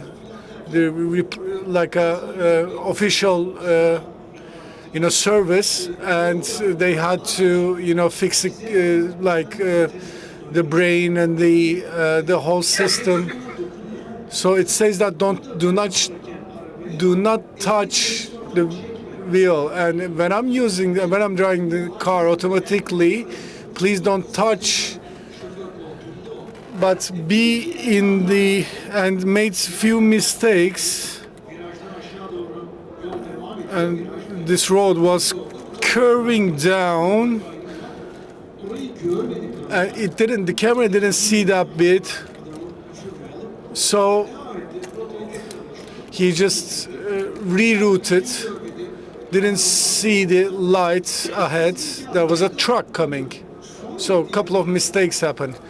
But on the last visit, the car now has the modes, the user modes, Mad Max mode, and it's like an F1 pilot without the noise. Of course, it's like looking both sides of the road. Or the chill mode is just a relaxed mode. It's just like just cruising, and. So within this 2 years, maybe almost 12 months, let's say a month, version 13 and version 14 we tried. So what I'm trying to tell is that the car is constantly collecting data, learning from the collisions and from the mistakes. And if you have a Tesla in the US, your insurance will become even more cheaper and affordable. So within the next 2 years, the automatized charge stations for Tesla, my final observation is that the retired uncles and aunts have bought these cars and just riding the car between the states. And the positive side to that is like when it's directly touching to our lives, and when leveraged and utilized, it's going to make huge differences. It's a technology. So also we'll have some negative impacts as well, and some of us will lose their jobs. Of course, that's inevitable, but then we'll find them. The world will find them a new occupation for sure. That's my thought. So at the end of the day, I could tell this, like in reality, the technology, inside this technology for the past 25 years, I'm in the sector, and we use many different technologies, and the natural language models are the most exciting ones, to be honest, among all the technologies that we have used. And the last 1 year, this is the most radical time that we're facing now, the creation of this context, making interpretations and make it meaningful, and also being able to explain it. And our AI and driven results could be of course you get this conclusion, but we were trying to make it meaningful by the optimization. Okay, you have this conclusion, but then 3 people just studying the reasons back to it.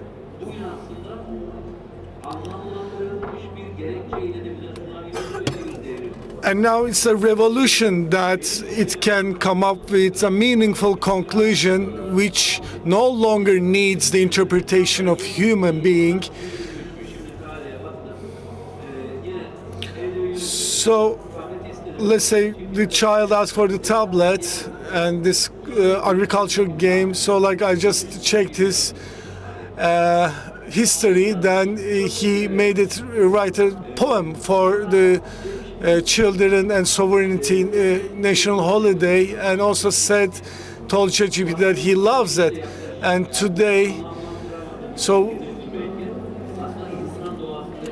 it's within this approach is already embedded in the nature of human, and just like sharing his love with the AI, and said that response was that I'm an AI, I'm not a real person, but I'm gonna be here for you whenever you need me. And they're not very agile, to be honest. So it doesn't matter my child's response, a humanistic approach, it doesn't matter, he replied. So all the previous experience as a human being, we would have behaved towards AI just like that. So Onun aslında o yetkinliğini görmeye başladıkça We have seen the effectiveness of that, and I believe that there is this transformation, evolution process. I don't think that it's a hype for like the other technologies. We're in a different direction. And the ones who do not follow will fail. There are these people using this technology, and I believe that there will be other works in this regard. Thank you.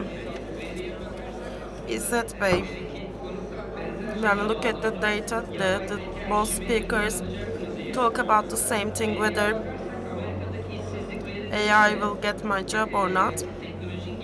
When we look at the data,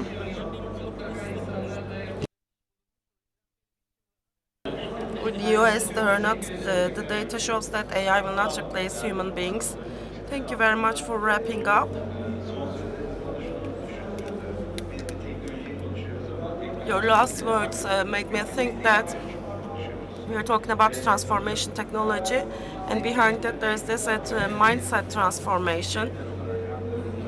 As the companies and as the sector, if we can use it in the brave manner and the right manner, we will be successful. Thank you very much for sharing your time, for listening to us.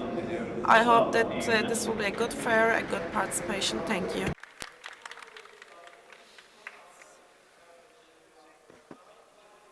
Tamam. Tabii. Çok teşekkürler.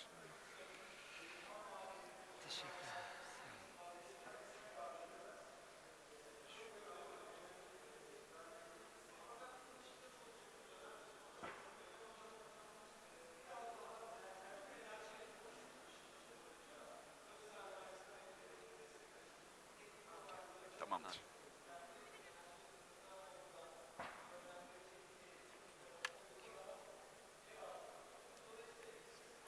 Çok teşekkürler. Çok keyifli oldu hakikaten. Çok keyifli, teşekkür çok ederim. teşekkürler. Çok keyifli oldu. Bir mukabele. Sağ olun. Halim abi, Tabii. sağ olun Şöyle abi. Şey yapalım mı? Sizin firmanızı da anlatsanız iyi olurdu. Bizleri tanıttınız. Doğru diyorsun, doğru diyorsunuz. Eyvallah abi. herkes tanıyor. Mehmet Hocam.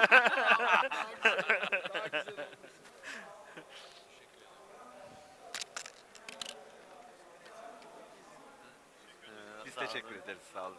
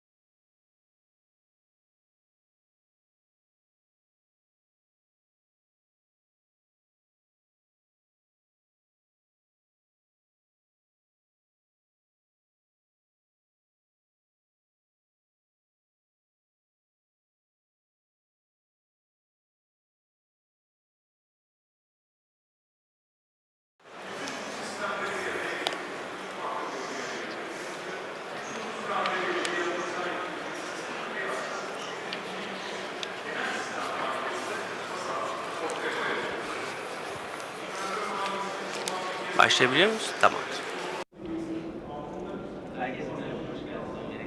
Hi everyone, welcome first. This is a YCAT session and we are very happy to be here with you in this session. My name is Green Collar Women Foundation. We are together with valuable speakers. It's the human focus in the solar and storage ecosystem. We will start with the ladies. Ladies first. I'd like to introduce them. Aylin Satun Olsun, Esra Can Polat, and Burak Derin Pınar are together with us. Please do introduce yourself briefly.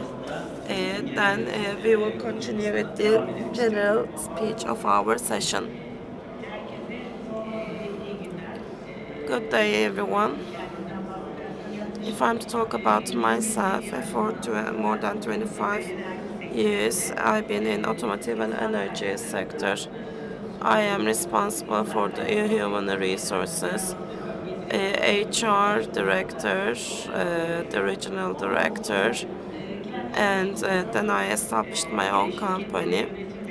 And I provide for service for skills management. I'm a consultant in HR, providing service in HR, and in the last decade professionally about the gender equality and the empowerment of women.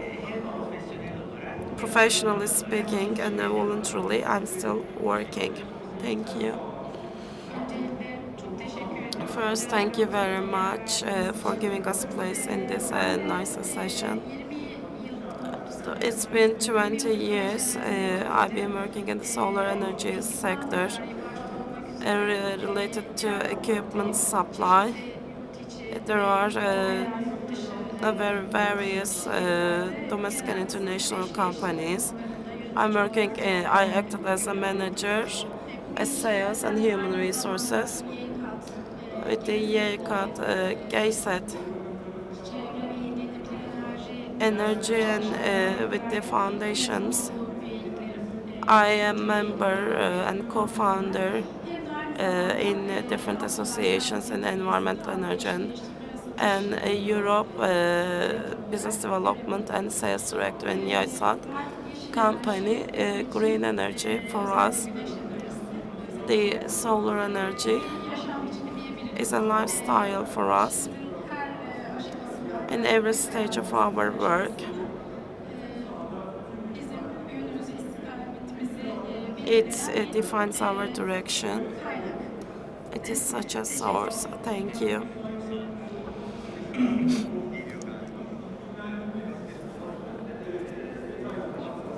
I think you can hear me. Burak Derin Pınar. I'm working in Hitachi for 2 years in Hitachi Energy with the renewable energy, with the integration of the grid and in the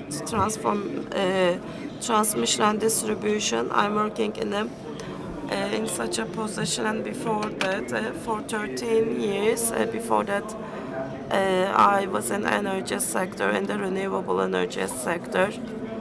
I work with the Demirer Holding. 6 megawatts of wind and other projects for long years. From permit set operations, I had the experience since then. I was aware of the importance of green energy. Of course, the dynamic of the world is in a different place right now for the integration of green energy. With Hitachi and with YCAT, under the leadership of YCAT,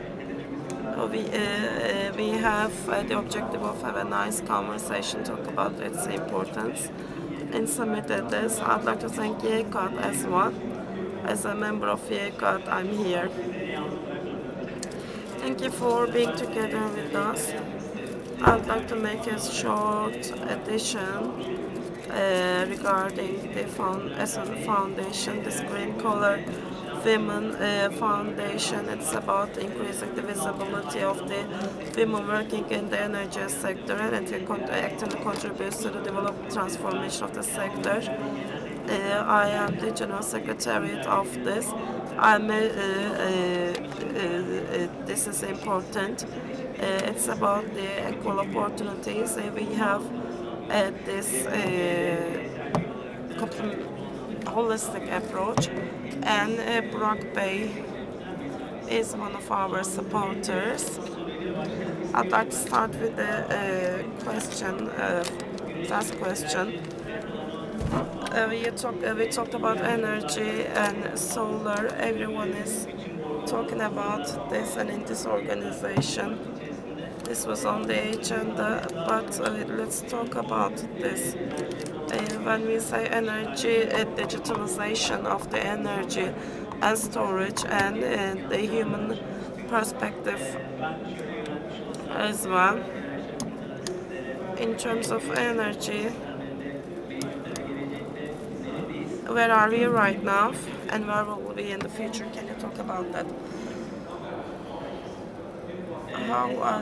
Let's start with Esra Hanım, with the solar, then Burak Bey will talk about the storage. I can say that up until now, until recently,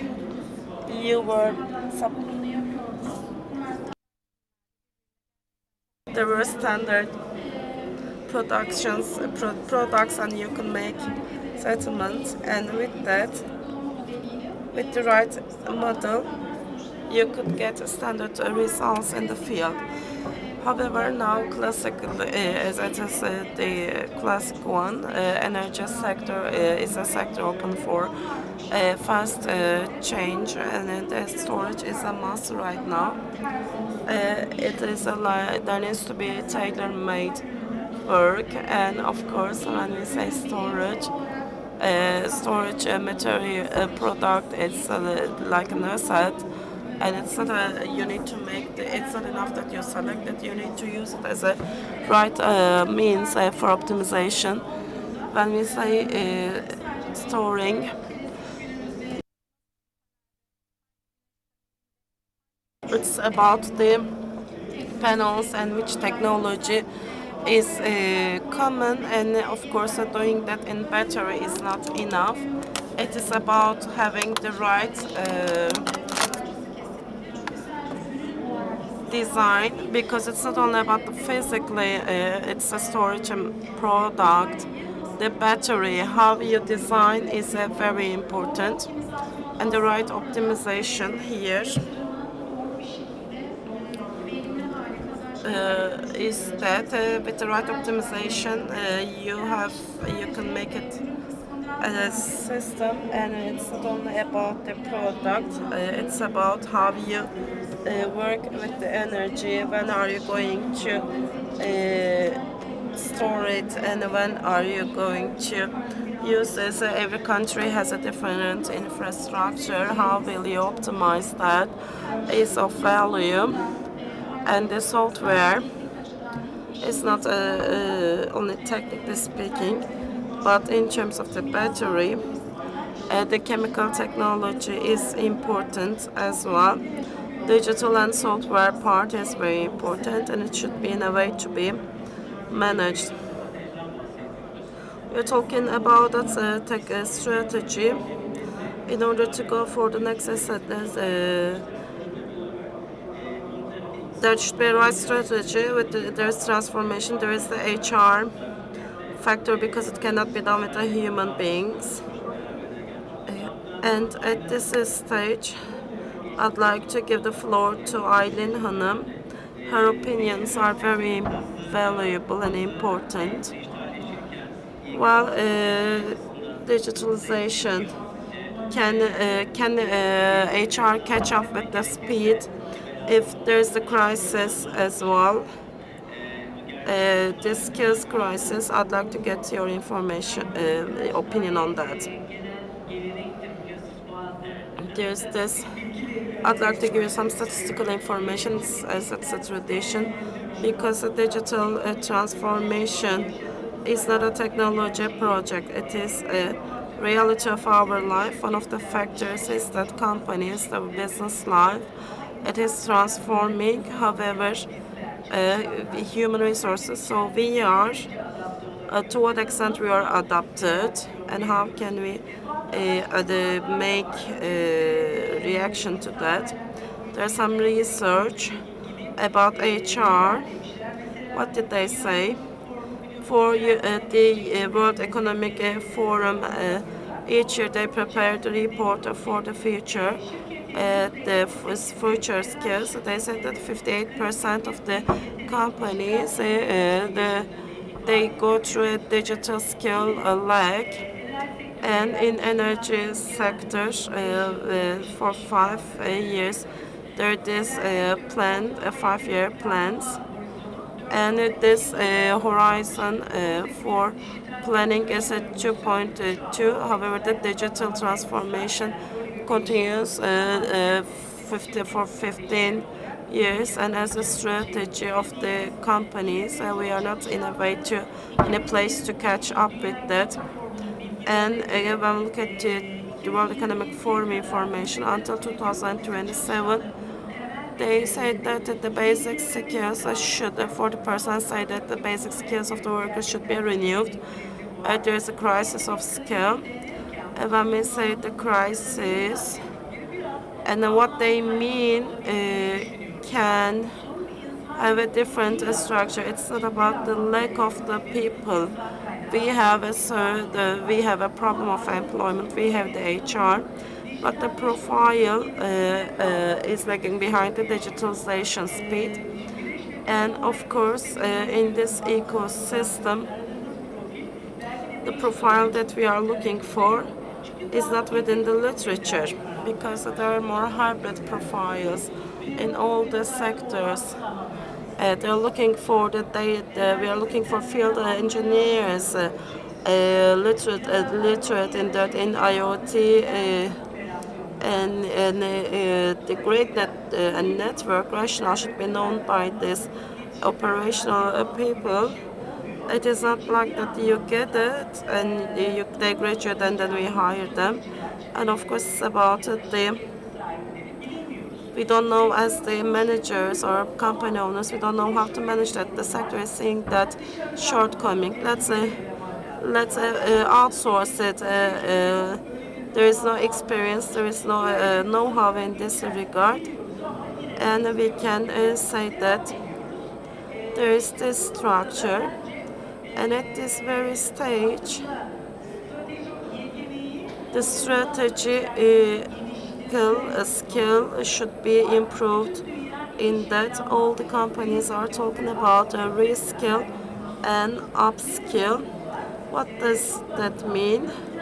One is I have a worker, and the competencies of my workers cannot cover the digital transformation. There should be new compatibilities or skills, or should be working in that regard. The other one, what is that? There are some skills, but we need to deepen that, grow that, or to the scope of the skill qualification should be empowered. It's like giving a hand to others. It is very important that we check this. These concepts are important, and it's not about the headhunters. It's about the the ones who are farming that and making investment in this regard. What I'd like to say is that in terms of the human resources, it's a department project, and I think that this is a strategical priority for the organizations. I have this, that there should be skills inventory.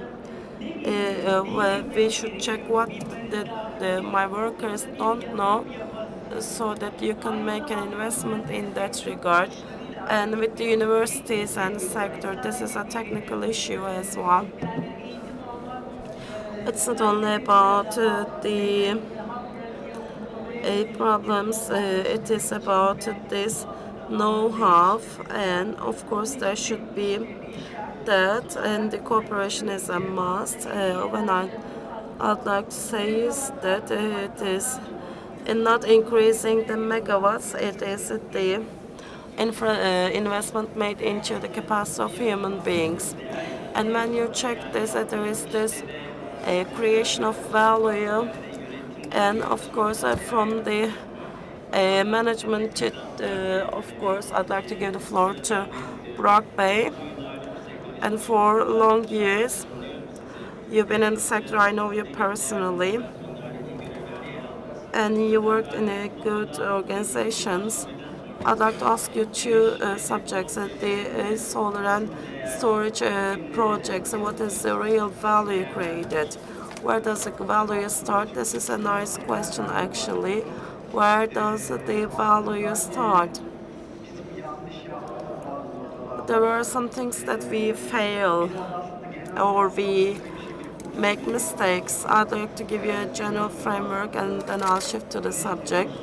Sun is a renewable energy project, and in renewable energy projects, as Turkey and the world, everyone wants to commission these projects because there's this carbon zero, net zero object, but we have some limitations, the great limitations. Actually, right now in the world, even in the world, there are these limitations of grid. This is a very important subject because when you fail to have this with the capacity, you cannot manage that. For example, the Spain example, there was this blackout in a country-wise. It's an example to that. My opinion is that before the project design, this capacity assessment should be made in a right manner, as Ranum said. And with the simulations, with the feasibilities, this assessment should be, preliminary assessment should be made. And there are TSO system operators. They should be made in the distribution company. The simulations should be made and should be made in the most optimal manner. And there should be the perspective for 20 to 25 years, and the equipment should be selected accordingly. This is an important point. In Demirel, we had a project, and in Hitachi, with the global perspective.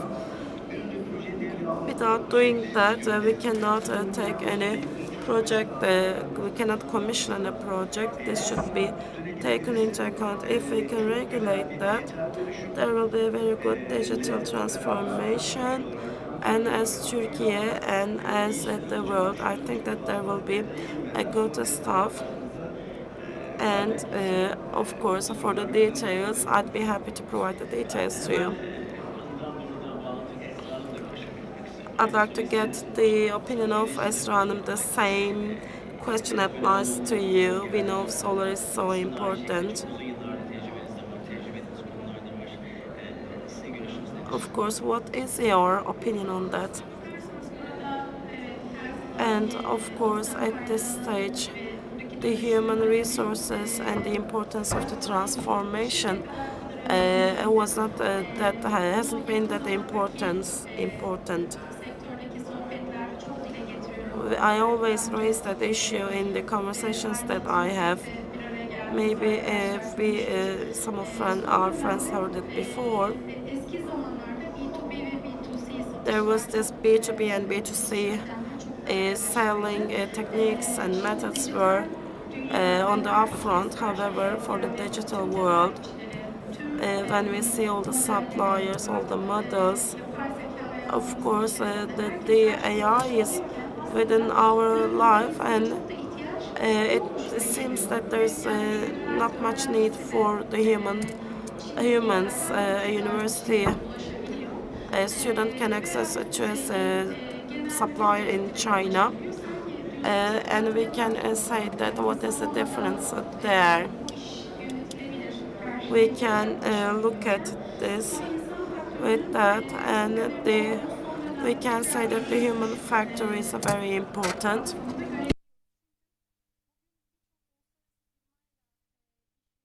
İş geliştiriyorken So when you're developing a business from individual experience and the demands accordingly, however it's reachable, the firms, the suppliers are, and the bilateral human-to-human relationship, the strategy is now returning, especially for the business makers in the sector, investors, and the companies are in need for that, because when you buy a product, it's not only about storaging or the renewable energy, solar power. The sector, when you buy this product in the sector, it's a living sun power plant. It's a living product.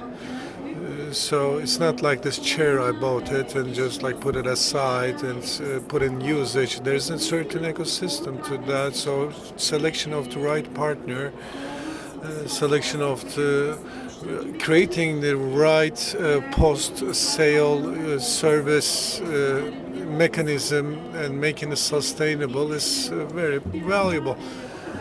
So at this point, okay, digitalization looks positive, but on the other hand, the human factor and need for that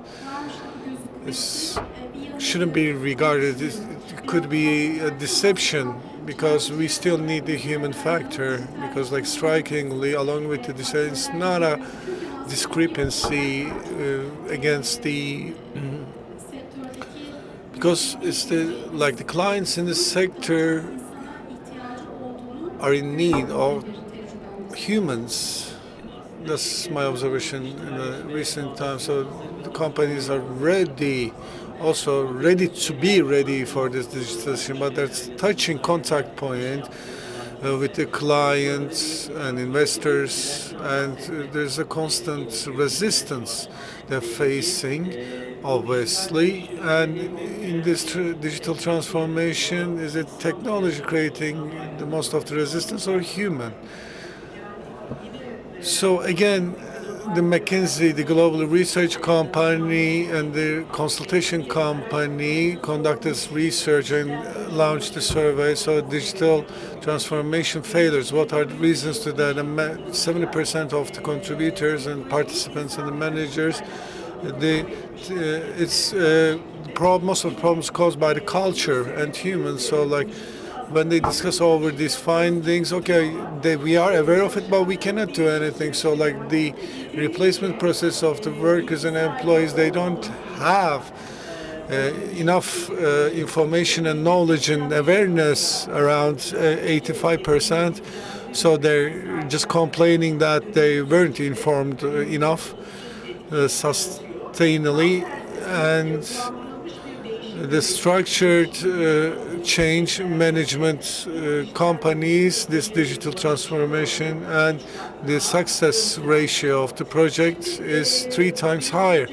So as my colleagues here mentioned, the solar and storage sector, as for other sectors, is in a serious digital peak, and scaling systems and monitoring and maintenance out of prediction. And so we had these methods, but they weren't even connected with the AI or machine learning and well connected, interconnected, and giving out results so rapidly. We only could witness that in this last year. So like the technological investments are compiling and growing exponentially, but the system usage ratio is unfortunately much lower than the expectations levels, because the technology activated companies are not including the humans in this. They're just constructing systems, providing trainings,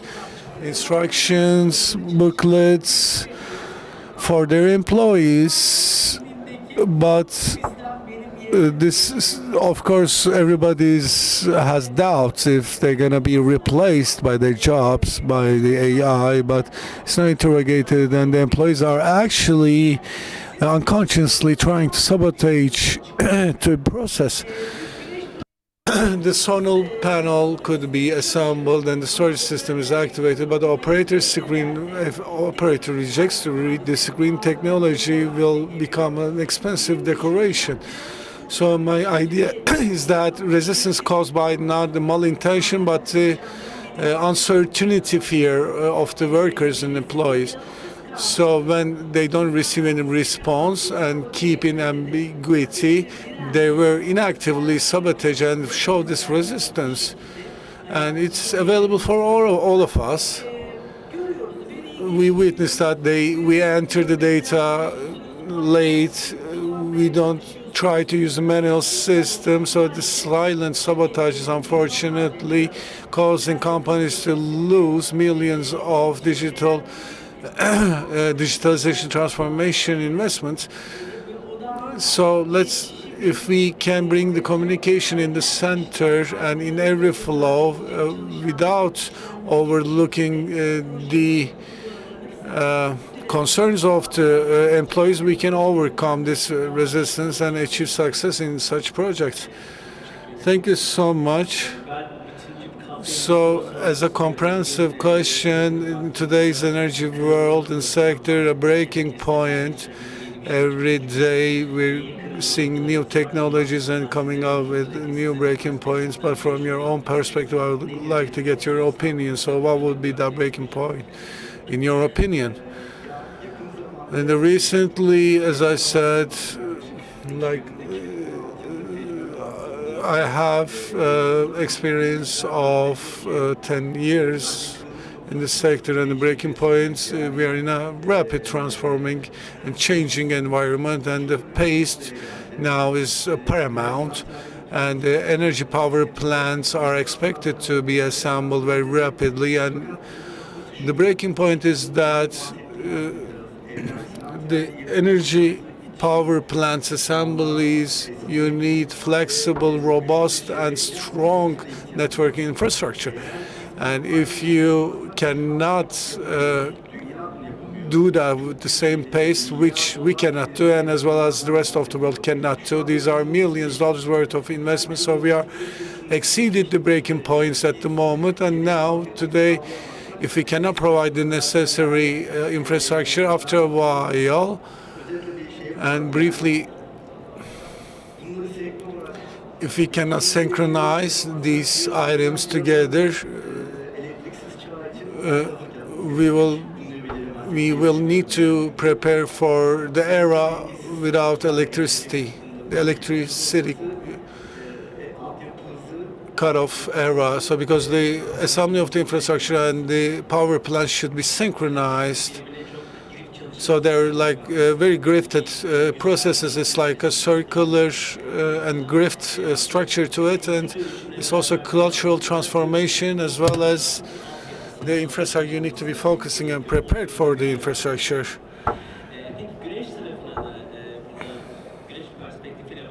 So from the solar power plant perspective, the most pervasive renewable energy resources is, as you know, like sun is like an infinite source of energy. So like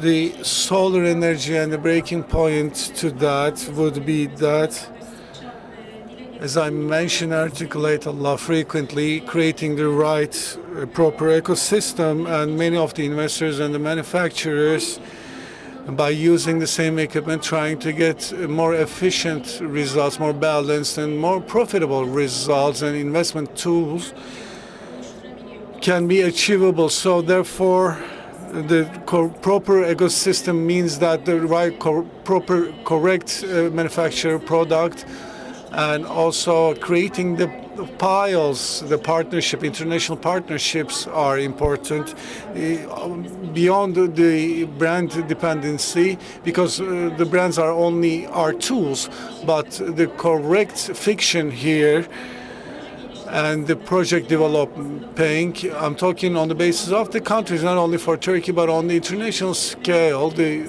project development and product supply And when you're presenting to an investor, including the finance and post-sale support systems and all the solutions are brought forward, and creating the infrastructure in such approach and method will create the real difference. This is gonna be the differentiating model. So this is, if you focus on the breaking point, the regulation side of things is a problem in many countries. So you develop the business, but then you bottlenecks in the end, taking a step back due to the regulations and legislations, and due to that, the smart investor is expecting you not to do only supply of product, but also to deal with all the processes and branches, often come up with solutions of the whole process, so like multi-dimensional, directional, and ecosystem, and being ready and steady in the market is precious and important. Thank you. So my questions were like this. I believe it was an important topic that we discussed, and I was delighted to receive your opinions and share your experience. So like I would like to conclude this session with this statement. So like we only not talked about energy, but also the future of energy, and we realized that, however, it is automatized or AI, but on the foundation, the human factor is still there, and also investment is precious and it's worth investing in. So thank you for listening to us and not leaving us alone. So I would like to thank each of my speakers personally, and thank you. Çok teşekkürler.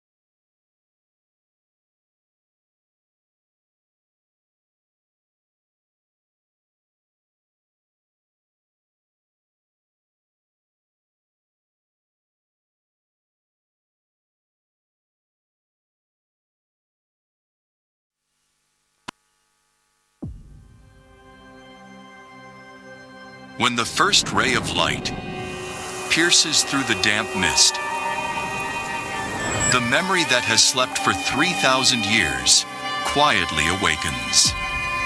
The golden sunbird that has carried the human's dream of chasing the sun and illuminated the shining stars of the ancient Shu civilization is continuously writing the legend that has spanned thousands of years. And on this warm land, it's reconstructing the trajectory of light. The spark of enlightenment dispels the fog of ignorance. The inquiry of science propels the leap of the era. When the alarm bells of environmental crisis ring frequently, an energy revolution concerning the human destiny is irresistibly reshaping our world. 过去10多年，可再生能源成为全球增长最快的新型能源。In 2019, we returned to our hometown, Meishan. In 5 years, 5 solar cell factories have broken from their cocoons and come into being. With the Tongwei speed, a new chapter in the development of the industry is opened. Here, what is born is not only the world's largest monocrystalline silicon solar cell production base, but also an oriental coordinate in the new energy era. Taking technology as our spear through technologies such as big data, machine learning algorithms, and generative AI, etc., we have strengthened the central hub of intelligent manufacturing. With the help of AI-driven efficiency optimization, real-time quality closed-loop control, and more than 50 other advanced digital use cases, we have increased labor productivity by 68%, reduced the defect rate by 41%, reduced the unit silver paste consumption by 25%, increased the OEE by 16%, and relatively increased the power conversion efficiency by 12%. The yield rate remains at a high level in the industry, repeatedly breaking new industry records. We take talent as our root and cultivate engineers to turn them from traditional process engineers into composite talents with digital analysis capabilities. We fully tap the value of data to design digital use cases and actively build an industry university research ecological system and achieve an independent closed loop in core technical links so that our solutions and technologies always stay at the forefront of the industry.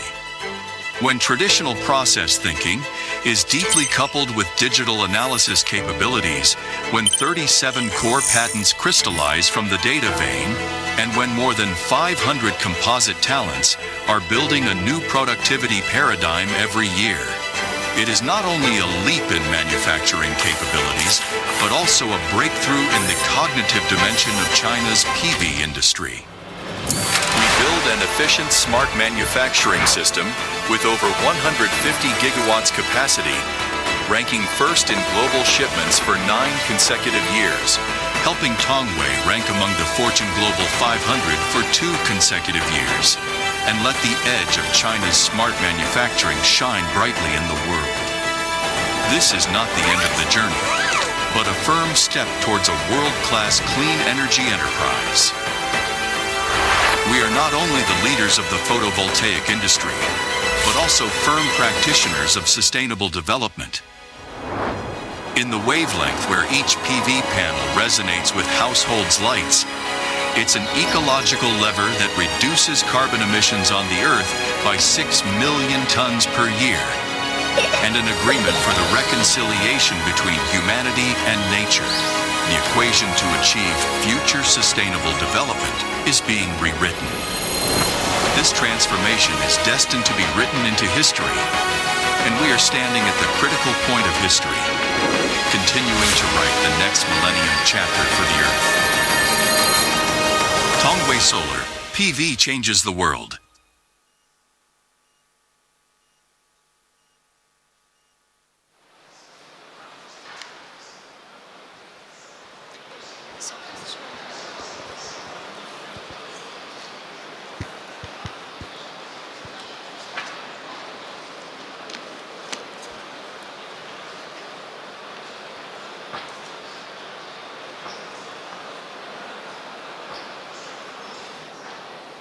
Okay, hello everyone, distinguished guests and friends. I'm Cici, the representative from Tongwei Solar. Later I will show you our brief presentation of Tongwei Solar. Okay, so let's see.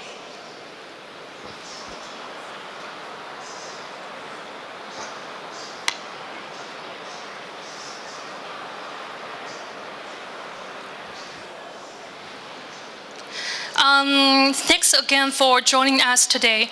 I feel so honored to stand here and to give you all of you this the brief presentation. Now let's move to this page. I will give a brief introduction of product introduction of Tongwei Solar Cells. I will share three key parts. The first part is about Tongwei. I will give you a few overview of Tongwei Group to show you our core strengths. The second part is Tongwei Solar Cells. I will show you our latest technologies.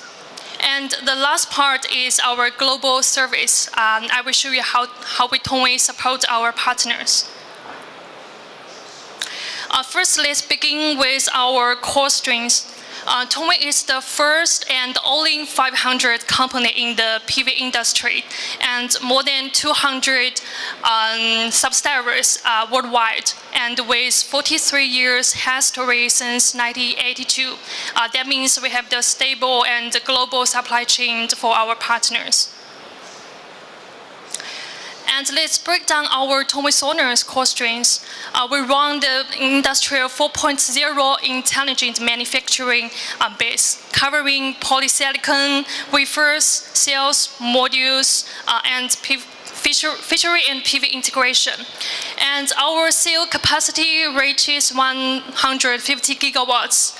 And with our 900 kilotons polysilicon, the shipment ranks the first in the world for 4 consecutive years. And also with the 90 gigawatt module capacity and 40 gigawatt wafers capacity. Our stable capacity can make us your most reliable partner. Okay, let's go to the next page. As you can see, our global sales shipments also ran the number 1 for 9 consecutive years, with cumulative shipments over 400 gigawatts. Our stable capacity also can require your supply demands. And we also run the world's first PV cell lighthouse factory, powered by Industry 4.0 and powered by 46% AI coverage. And our production efficiency can increase about 12%, and we cut the defect rates by 41%, and we decrease the carbon emissions by 33%. This smart green system can make us our top quality products. As this is our cell level traceability. We can track every solar cell internally. Yes. Okay, let's go. Here shows our global brands partners. We are always ready to partner with all of you in the Turkish market. Now let's move to the next part. I will introduce our solar cells. In the global cell technology trend from 2024 to 2029, TOPCon technology will also be the dominant. And while the large size wafer will become the mainstream in the market. And our company fully aligned with this future roadmap with the industry leading TOPCon capacity and the large size production. Now let's compare the key technologies. At the current stage, almost the cell suppliers switch from the production to the TOPCon. TOPCon production is the mainstream, the cost-effective mainstream for the utility, generation, distribute generation, and residential use. And BC looks great for homes, but it costs more. And heater junction has fewer process steps, no pattern risks, and room for efficiency gains. And perovskite, the efficiency can hit around 34.9%, but it faces the stability and the yield challenges. And here is our industry-leading quality assurance. We implement 19 rigorous monitoring stages, more than 500 quality monitoring items, and backed by 1,500 dedicated quality team with full process key parameters control. This comprehensive quality control ensures our products with the high quality. And here is our latest products. This is our first generation cells. It covers the full size M10, M10R, G12R, and G12. And with the efficiency greater or equal to 25.3%, ultra-low temperature coefficient, and withstands finger degrade. And this fully portfolio can perfectly meet your needs. And this is our second generation products. We call it half-cut cells. We offer G12R and G12 half-cut options, both delivering higher efficiency and the higher reliability performance. And it shows the 2026 efficiency roadmap. We're committed to continuous improvement. We project steady gains month by month by applying effective methods. And we guarantee your power gain month by month. Yes. And this is our G12R high efficiency cell solutions. It covers our first generation and second generation products. And with efficiency can maximum reach to the 26.4%. Yes, and with the around 85% by facility and the lifting power output up to the 8 watts. And here is the laser edge technology used on our first generation products.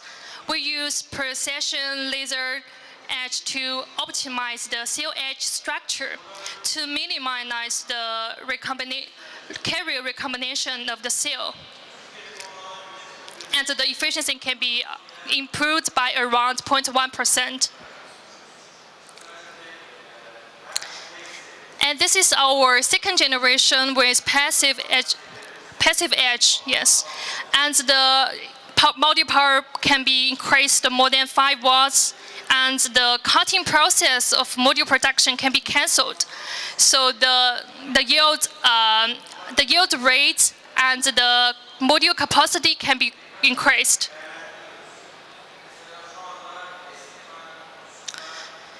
And this is our new technology with stencil printing. It cuts finger width by 3 to 5 microns, and the efficiency can be increased around 0.05% with the better visual and yield quality because of the lower paste leakage and the smoother pattern. And here shows the Polytech technology. It used our second generation cells. And you see just one process step and the efficiency could be increased around 0.15%, and the by facility can be increased 3 to 6%. And here is the third generation cells, the next generation of TOPCon cell. It enhanced 6 times edge preservation, and the module power output can be increased greater than 10 watts. And most importantly, the hotspot temperature can be decreased 10 to 20 degrades, and that means the module lifespan can be extended. Okay, now let's move the last part. It's our global service. Our global network covers Turkey and other major solar markets. We can offer our stable and reliable support for our partner. And we also provide the efficient, professional, reliable support for all of you. Okay, thank you for your listening. We know there's a lot to see at the show, and thank you again for joining us today. We have some detailed brochures and the sale display. Yeah, if you have further questions or you have the specific needs, we can have a quick chat. Thank you.